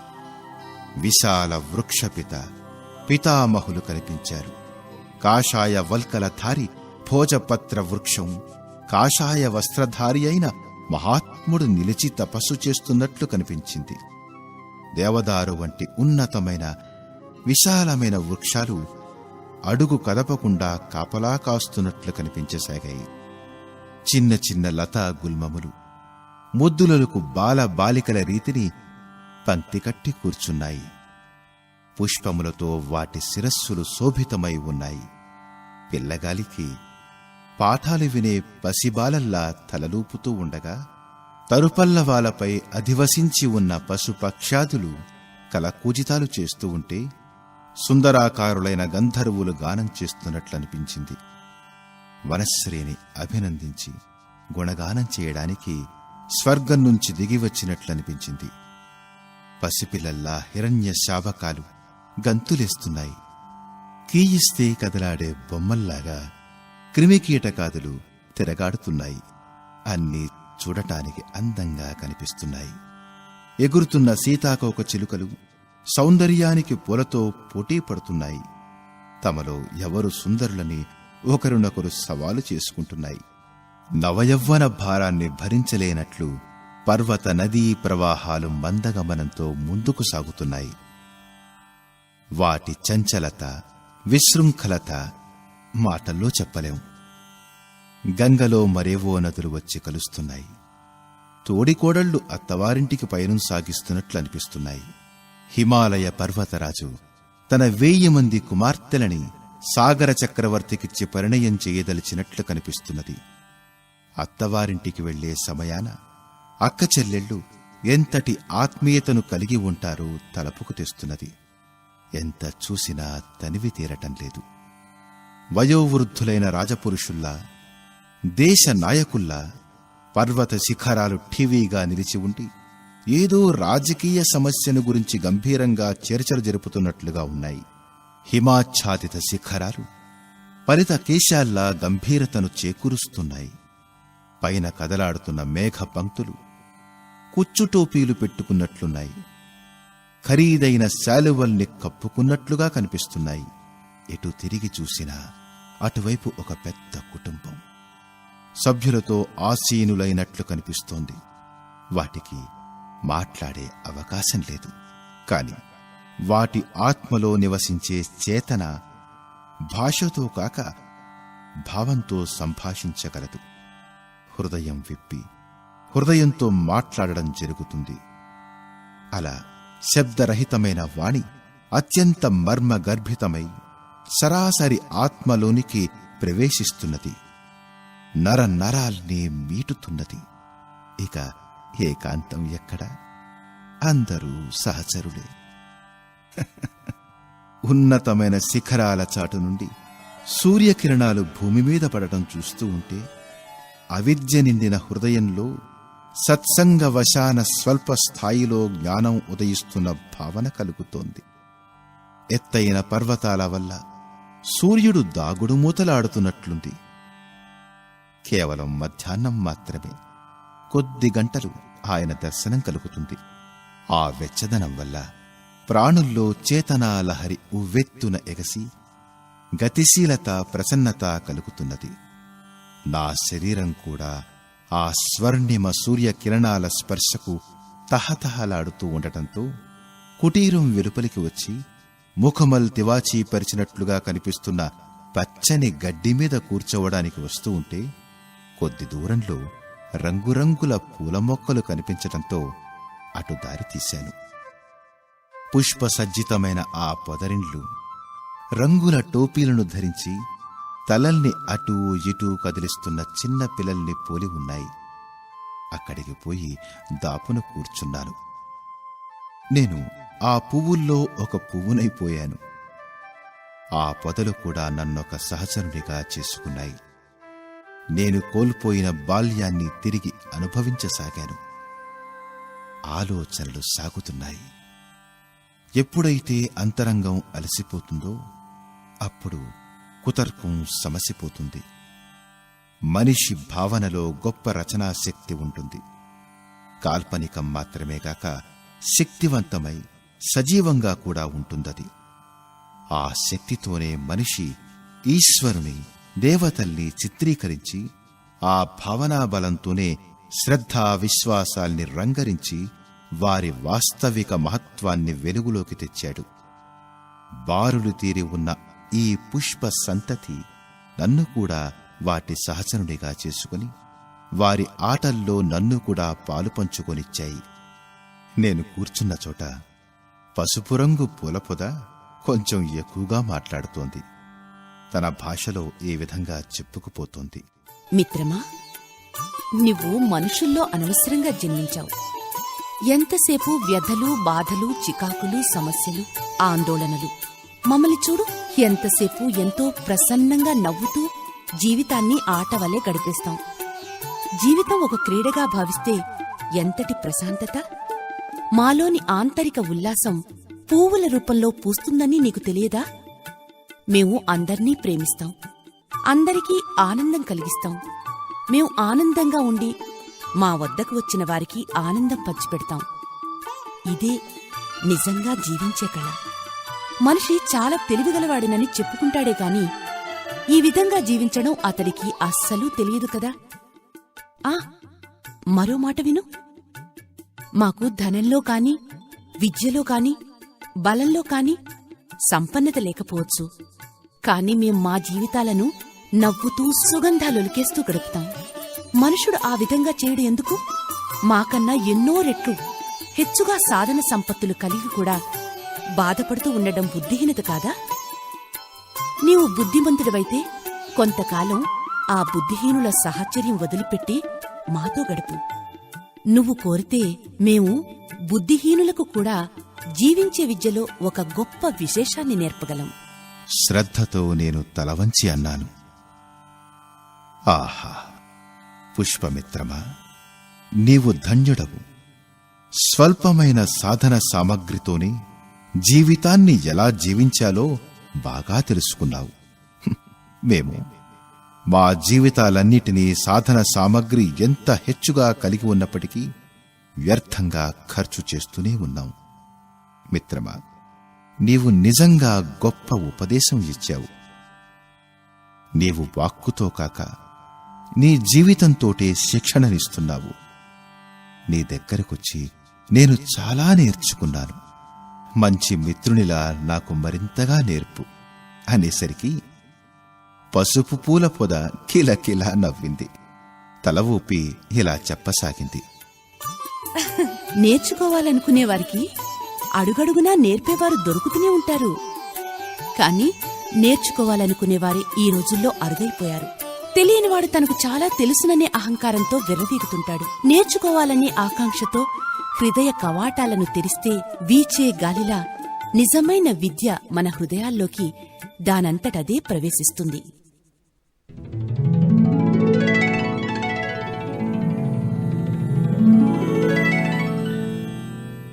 రోజూ మాదిరిగానే ఈరోజు కూడా సాయంత్రం ఆ సురమ్యవన సౌందర్యాన్ని వీక్షించడానికి బయలుదేరాను. నడక వల్ల ఆరోగ్యం చక్కగా ఉంటుంది, వ్యాయామం చేసినట్లవుతుంది. ఆ శూన్యంలో సహచరులతో, నిర్జన వనంలో నివసించే పరిజనులతో కుశల ప్రశ్నలు వేసుకోవడం కూడా జరిగిపోతుంది. ఆనందం కలుగుతుంది. మనుషులొక్కరే మన సహచరులనుకునే సంకుచిత దృష్టిపోతే వృక్ష వనస్పతులు, పశుపక్షులు, క్రిమికీటకాలు అన్నిటితో మమత, ఆత్మీయత పెరుగుతుంది. అవి మనుషుల్లాగే మాట్లాడకపోవచ్చు, కాని వాటి సామాజిక ప్రక్రియ మనుషుల్నే పోలి ఉంటుంది. అయినా వాటి విలక్షణత, వైచిత్రీకారణంగా మనుష్యేతర ప్రాణుల ప్రపంచం కూడా మహత్వపూర్ణంగానే ఉంటుంది. ధర్మం, జాతి, రంగు, ప్రాంతం, భాషా భేదాల ఆధారంగా మనిషికి మధ్య సంకుచిత సాంప్రదాయాలు వ్యాపించి ఉన్నట్లుగానే ఒక సంకీర్ణ తత్వం వ్యాపించి ఉంది. అది ఆత్మ తనను తాను మనిషి జాతికి సంబంధించినట్లుగా మాత్రమే భావించటం. ఇతర ప్రాణులు తాము భిన్న జాతులకు సంబంధించినట్లుగా వాటి ఉపయోగం విషయంలో మాత్రమే భావిస్తాయి. ప్రకృతి యొక్క అగణిత సంతానంలో మనుష్య జాతి కూడా ఒకటి. దానికి కొంత విశేషత ఉండవచ్చు, కాని అటువంటి విలక్షణత ఇతర ప్రాణులకు కూడా ఉంది. వాటితో పోలిస్తే మనుష్య జాతి కొంచెం వెనుకబడి ఉన్నట్లుగానే భావించాలి. ఈరోజు షికారు చేస్తూ ఉంటే ఇటువంటి ఆలోచనలే కలుగుతున్నాయి. మొదట ఈ నిర్జన ప్రదేశంలో ఉన్న వృక్ష వనస్పతులు, జీవజంతువులు తుచ్ఛంగా కనిపించినప్పటికీ ఈరోజు ధ్యానపూర్వకంగా గమనిస్తే గొప్పవిగా కనిపిస్తున్నాయి. మనిషికి ప్రకృతి బుద్ధిని ఎక్కువగా ప్రసాదించింది, కాని బుద్ధి వికాసం అధికంగా లేని ఇతర ప్రాణుల్లో కూడా కొన్ని గొప్ప లక్షణాలున్నాయి. ఈ ప్రదేశంలో ఎన్నో జాతుల పక్షులు నివసిస్తున్నాయి. అవన్నీ సుదూర తీరాలకు ప్రయాణం చేసి తిరిగి వస్తూ ఉంటాయి. పర్వతాల్ని లంఘిస్తూ ఉంటాయి. ఋతువులననుసరించి వలస వెళ్లి తిరిగి వస్తూ ఉంటాయి. మనిషికి ఈ విధంగా ఎగిరే అవకాశం లేదు కదా. విమానాల్ని రూపొందించి అలా కొంత ప్రయత్నం చేసినా పక్షులతో పోలిస్తే ఆ విషయంలో సాధించిందేమిటి? తమను తాము విచిత్ర వేషాలతో, భూషణాలతో అలంకరించుకోవచ్చు మనిషి. పక్షులకు అప్సరసల వంటి కన్నుల కింపైన దుస్తుల్ని, అంటే రెక్కల్ని ప్రకృతి సహజసిద్ధంగానే ప్రసాదించింది. చలి నుంచి కాపాడుకోవడానికి మనుషులు ఎన్నో రకాల వస్త్రాల్ని రూపొందించారు. కాని వరడు, అంటే అడవి తోడేలు, ఎలుగుబంటి వెచ్చటి ఉన్నికోటును సహజసిద్ధంగా పొందాయి. ఎల్లప్పుడూ స్వేదాన్ని, మలమూత్రాల్ని, దుర్గంధాన్ని విసర్జించే నవరంధ్రాలు కలిగిన మానవుని కన్నా ఎప్పుడూ సుగంధాన్ని మాత్రమే వదిలే తరు, లత, గుల్మాలు ఎన్నో రెట్లు మిన్న. 60-70 ఏళ్లకి మనుష్య శరీరం జీర్ణమైపోతుంది. మర్రి, రావే వంటి మహావృక్షాలు శతాబ్దాలుగా చెక్కు చెదరక నిలిచి ఉండి కనిపిస్తున్నాయి. కస్తూరి మృగం పరుగు పందెంలో ఎంతటి పరుగుల రాణినైనా అలవోకగా ఓడించివేస్తుంది. గొరిల్లాతో మల్లయుద్ధం ఎవరైనా చేయగలరా? చీమతో పోటీపడి ఎవరైనా పరిశ్రమ చేయగలరా? తేనెటీగల్లాగా మనిషి పూల నుంచి తేనెను తీయగలడా? పిల్లితో సమానంగా అంధకారంలో మనిషి చూడగలడా? కుక్కలతో సమానంగా మనిషి వాసన పట్టగలడా? చేపల్లా నిరంతరం నీటిలో నివసించగలడా? హంసలా క్షీర నీరాలని వేరు చేయగలడా? ఏనుగుతో సమానమైన బలం ఏ మనిషికి ఉంది? ఈ విలక్షణాలతో కూడిన ప్రాణులతో పోల్చి చూసుకుంటే మనిషికి మిగిలే గర్వం ఏ ఉంటుంది? ఈరోజు వాహ్యాళి సమయంలో ఆలోచనలే మనోవేధిలో పరుగులు తీస్తున్నాయి. మనిషే సమస్తం కాదు, సర్వశ్రేష్ఠుడూ కాడు, అందరికీ నాయకుడు కాడు. బుద్ధి, బలం ఉంటే ఉండవచ్చు, వాటితో మనిషి సుఖ సాధనాల్ని అభివృద్ధి చేసుకుంటున్నాడు. వాటితో అనర్థం కూడా కొని తెచ్చుకుంటున్నాడు. సృష్టిలోని ఇతర ప్రాణులు అతని సహోదరులే. ధరిత్రి అతడికి తల్లి అయితే ఇతర ప్రాణులకు అంతే. తల్లి ఇచ్చే సుఖ సౌఖ్యాల్ని, సాధనాల్ని అనుభవించటం సవ్యమే. కాని మనిషి ఇతర ప్రాణుల మీద పెత్తనం చలాయింపచూస్తున్నాడు. పశువుల చేత అమానుషంగా చాకిరీ చేయించుకుంటున్నాడు. వాటి దూడల కోసం ఉద్దేశింపబడ్డ పాలని వాడు ఉపయోగించుకుంటున్నాడు. నిర్దయతో వాటిని వధించి వాటి మాంసం తింటున్నాడు. పక్షుల్ని, జలచరాల్ని కూడా ఇదే విధంగా హింసిస్తున్నాడు. తన జిహ్వ చాపల్యానికి, విలాసాలకి విశృంఖలంగా వినియోగించుకుంటున్నాడు. నేను నివసిస్తున్న నిర్జన కుటీరం చుట్టూ చెట్టు చేమలే కాక జలచరాలు, భూచరాలు, నభచరాలు, జీవజంతువులు తిరగాడుతున్నాయి. నేను బయటికొచ్చి షికారుకు బయలుదేరినప్పుడల్లా వాటితో కాలక్షేపం చేసే సదవకాశం కలుగుతోంది. మొదట్లో అవి భయపడి పారిపోయేవి. ఇప్పుడు గుర్తుపడుతున్నాయి. నన్ను వారి కుటుంబంలో సభ్యునిగా మన్నించసాగాయి. నన్ను చూసి భయపడ్డం లేదు, నన్నూ భయపెట్టడం లేదు. రోజురోజుకి సామీప్యం, సాన్నిహిత్యం పెరుగుతోంది. ఈ ధరిత్రిపై మహావిశ్వం సమావేశమైనట్లనిపిస్తోంది. ఈ విశ్వంలో ప్రేమ, కరుణ, మైత్రి, సహయోగం, సౌజన్యం, సౌందర్యం, శాంతి, సంతోషం మొదలుగా గల స్వర్గం యొక్క లక్షణాలన్నీ నిండి ఉన్నాయి. వాటికి మనిషి దూరంగా ఉంటున్నాడు. అతని చిన్న ప్రపంచమే సర్వస్వంగా భావిస్తున్నాడు. ఈ అహంకారి అయిన దుర్మార్గుడైన మానవుడు భౌతిక విజ్ఞానాన్ని గురించి గొప్పలు చెప్పుకుంటున్నాడు. కాని సృష్టిలోని ఇతర ప్రాణుల ఎడ చేసే దుర్మార్గంతో తాను చేసేదే గొప్పగా చెప్పుకుంటూ నైతిక విలువల గురించి, సదాచారాన్ని గురించి ప్రతిపాదనలు చేస్తున్నాడు. ఈరోజు ఆలోచనలు చాలా గంభీరంగా ఉన్నాయి. దారి మరచిపోతున్నాను.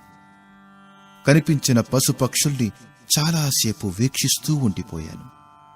అవి కూడా ఆగి, నిలచి నా ఆలోచనాధారను సమర్థిస్తున్నట్లున్నాయి. ఏదో బుద్ధిబలం కొంచెం ఎక్కువగా ఉన్నంత మాత్రాన మనిషి ఇతర ప్రాణుల కన్నా మిన్న కాదు. బలమే గొప్పతనానికి చిహ్నమైతే దస్యులు, సామంతులు, అమరులు, పిశాచాలు, బేతాళురు చాలా గొప్పవారిని భావించాలి. నిజమైన గొప్పతనానికి చిహ్నం సత్యము, ప్రేమ, న్యాయము, శీలం, సంయమనం, ఔదార్యం, త్యాగం, సౌజన్యం, వివేకం, సౌహార్ద్రత మాత్రమే. అవి లేకపోతే బుద్ధిబలం గల నర పశువు మాత్రమే. క్రూరమృగం కంటే అధికంగా భయంకరుడు. క్రూరమృగాలు ఆహారం కోసం దాడి చేస్తాయి. బుద్ధిగల నర పశువు తృష్ణ, అహంకారాలతో దుర్మార్గాన్ని, క్రౌర్యాన్ని చూపుతాడు. చాలా పొద్దుపోయింది. మెల్లగా కుటీరం చుట్టూ అంధకారం అలముకుంటోంది.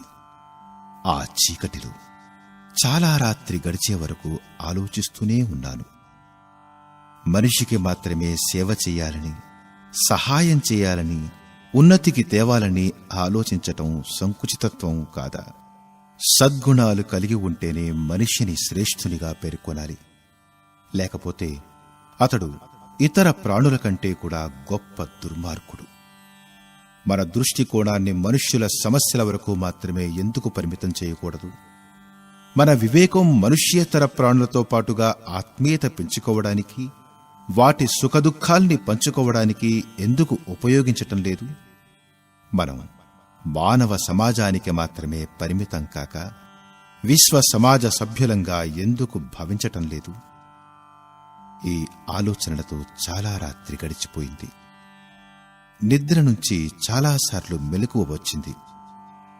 కలలు చాలా వచ్చాయి. ప్రతి స్వప్నంలోనూ జీవ జంతువులతో క్రీడా వినోదాలు, స్నేహ సల్లాపాలు చేస్తున్న దృశ్యాలు కనిపించాయి.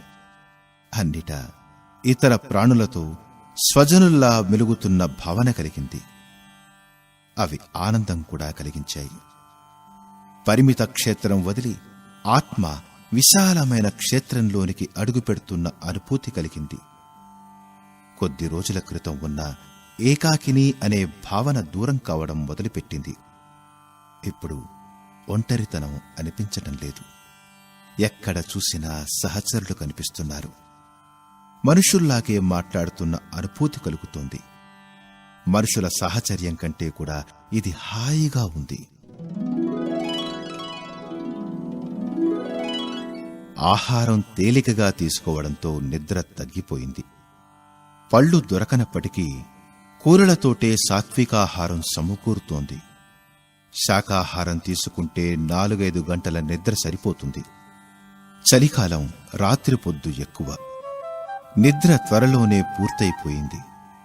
ఈరోజు చిత్తం కొంచెం చంచలంగా ఉంది. ఈ సాధన ఎప్పటికి పూర్తవుతుంది? లక్ష్యం ఎప్పటికి నెరవేరుతుంది? ఇటువంటి ఆలోచనలే వస్తున్నాయి. అవి పెరిగిన కొద్దీ ప్రశాంతత తగ్గుతుంది. అటువంటి పరిస్థితుల్లో భజన చెయ్యటం, ధ్యానం చేయటం కుదరదు. చిత్తం ఊగిసలాటలో ఉంటుంది. దాన్ని నివారించటానికి కుటీరం నుంచి బయటికి వచ్చి పచార్లు ప్రారంభించాను. చలి ఎక్కువగా ఉంది. కాని గంగామాత ఒడిలో కూర్చోవాలన్న ఆలోచన మధురంగా ఉంది. ఆ మాధుర్యం ముందు చలి అనిపించనే లేదు. గంగ ఒడ్డున ఒక శిల జలారాశిలోనికి విస్తరించి ఉంది. అది నాకు ఎంతో ఇష్టమైన చోటు. కంబళి కప్పుకుని దానిమీద కూర్చున్నాను. ఆకాశం వంక చూస్తే నక్షత్ర మండలాన్ని బట్టి 2 గంటలైనట్లు తెలిసింది. చాలాసేపు కూర్చోవడం వల్ల నిద్ర తూగుతున్నది. గంగా ప్రవాహం గలగలమని శబ్దం చేస్తోంది. అది జోలపాడుతున్నట్లుంది. పిల్లల్ని ఊయల ఊపితే నిద్రపోతారు.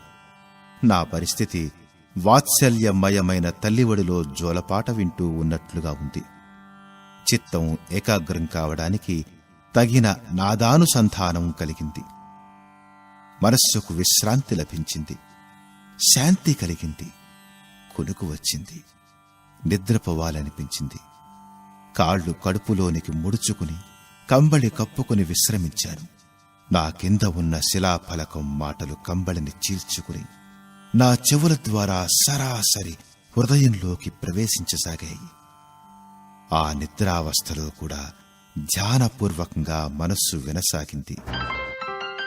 ఓ సాధకుడా, ఆత్మలో రసం ఉద్భవించకనే సిద్ధిని గురించి ఆలోచిస్తావేంటి? భగవంతుని దర్శనం కంటే భక్తిభావనలో రసం తక్కువగా ఉందా? లక్ష్యప్రాప్తి కన్నా మధ్యమజలిలో ఆనందం తక్కువగా ఉందా?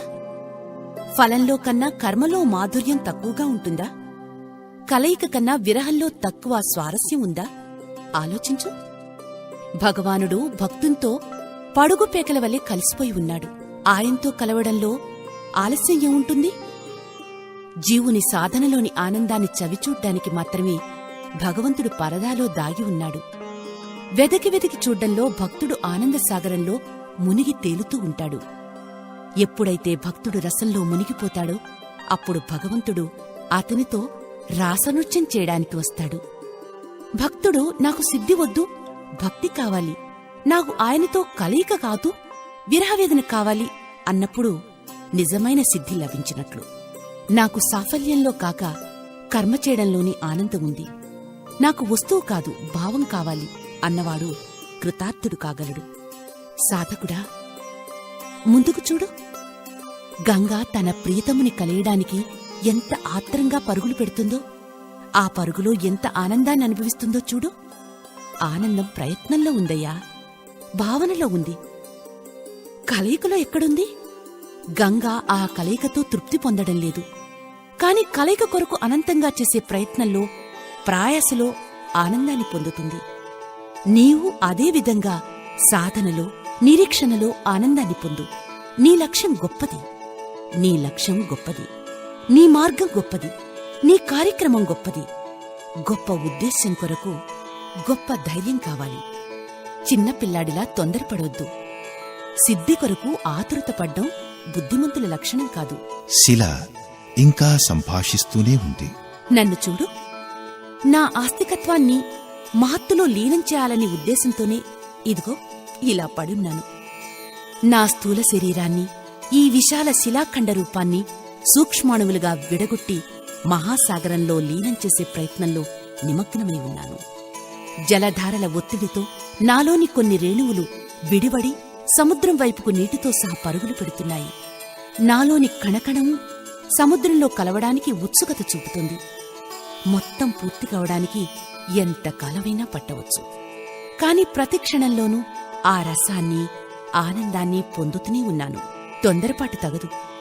తొందరపాటులో వేదనుంటుంది, కోపం కలుగుతుంది, నిరాశ కలుగుతుంది, నిష్ఠ తగ్గుతుంది, క్షుద్రత కలుగుతుంది. ఈ లక్షణాలతో ఎవరైనా మహాత్ములు కాగలరా? లక్ష్యం అందుకోగలరా? సాధకునికి ముఖ్యంగా కావలసింది ధైర్యం. ధైర్యము రక్షణయే భక్తికి పరీక్ష. ధైర్యం కోల్పోతే అంతా పోయినట్లే.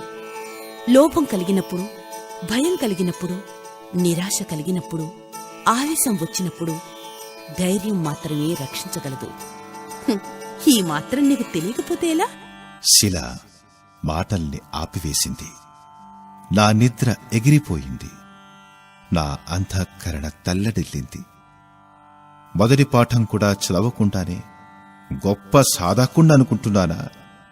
లజ్జా సంకోచాలతో తల వంగిపోయింది. తల ఎత్తి చూస్తే ఉషోదయమవుతోంది.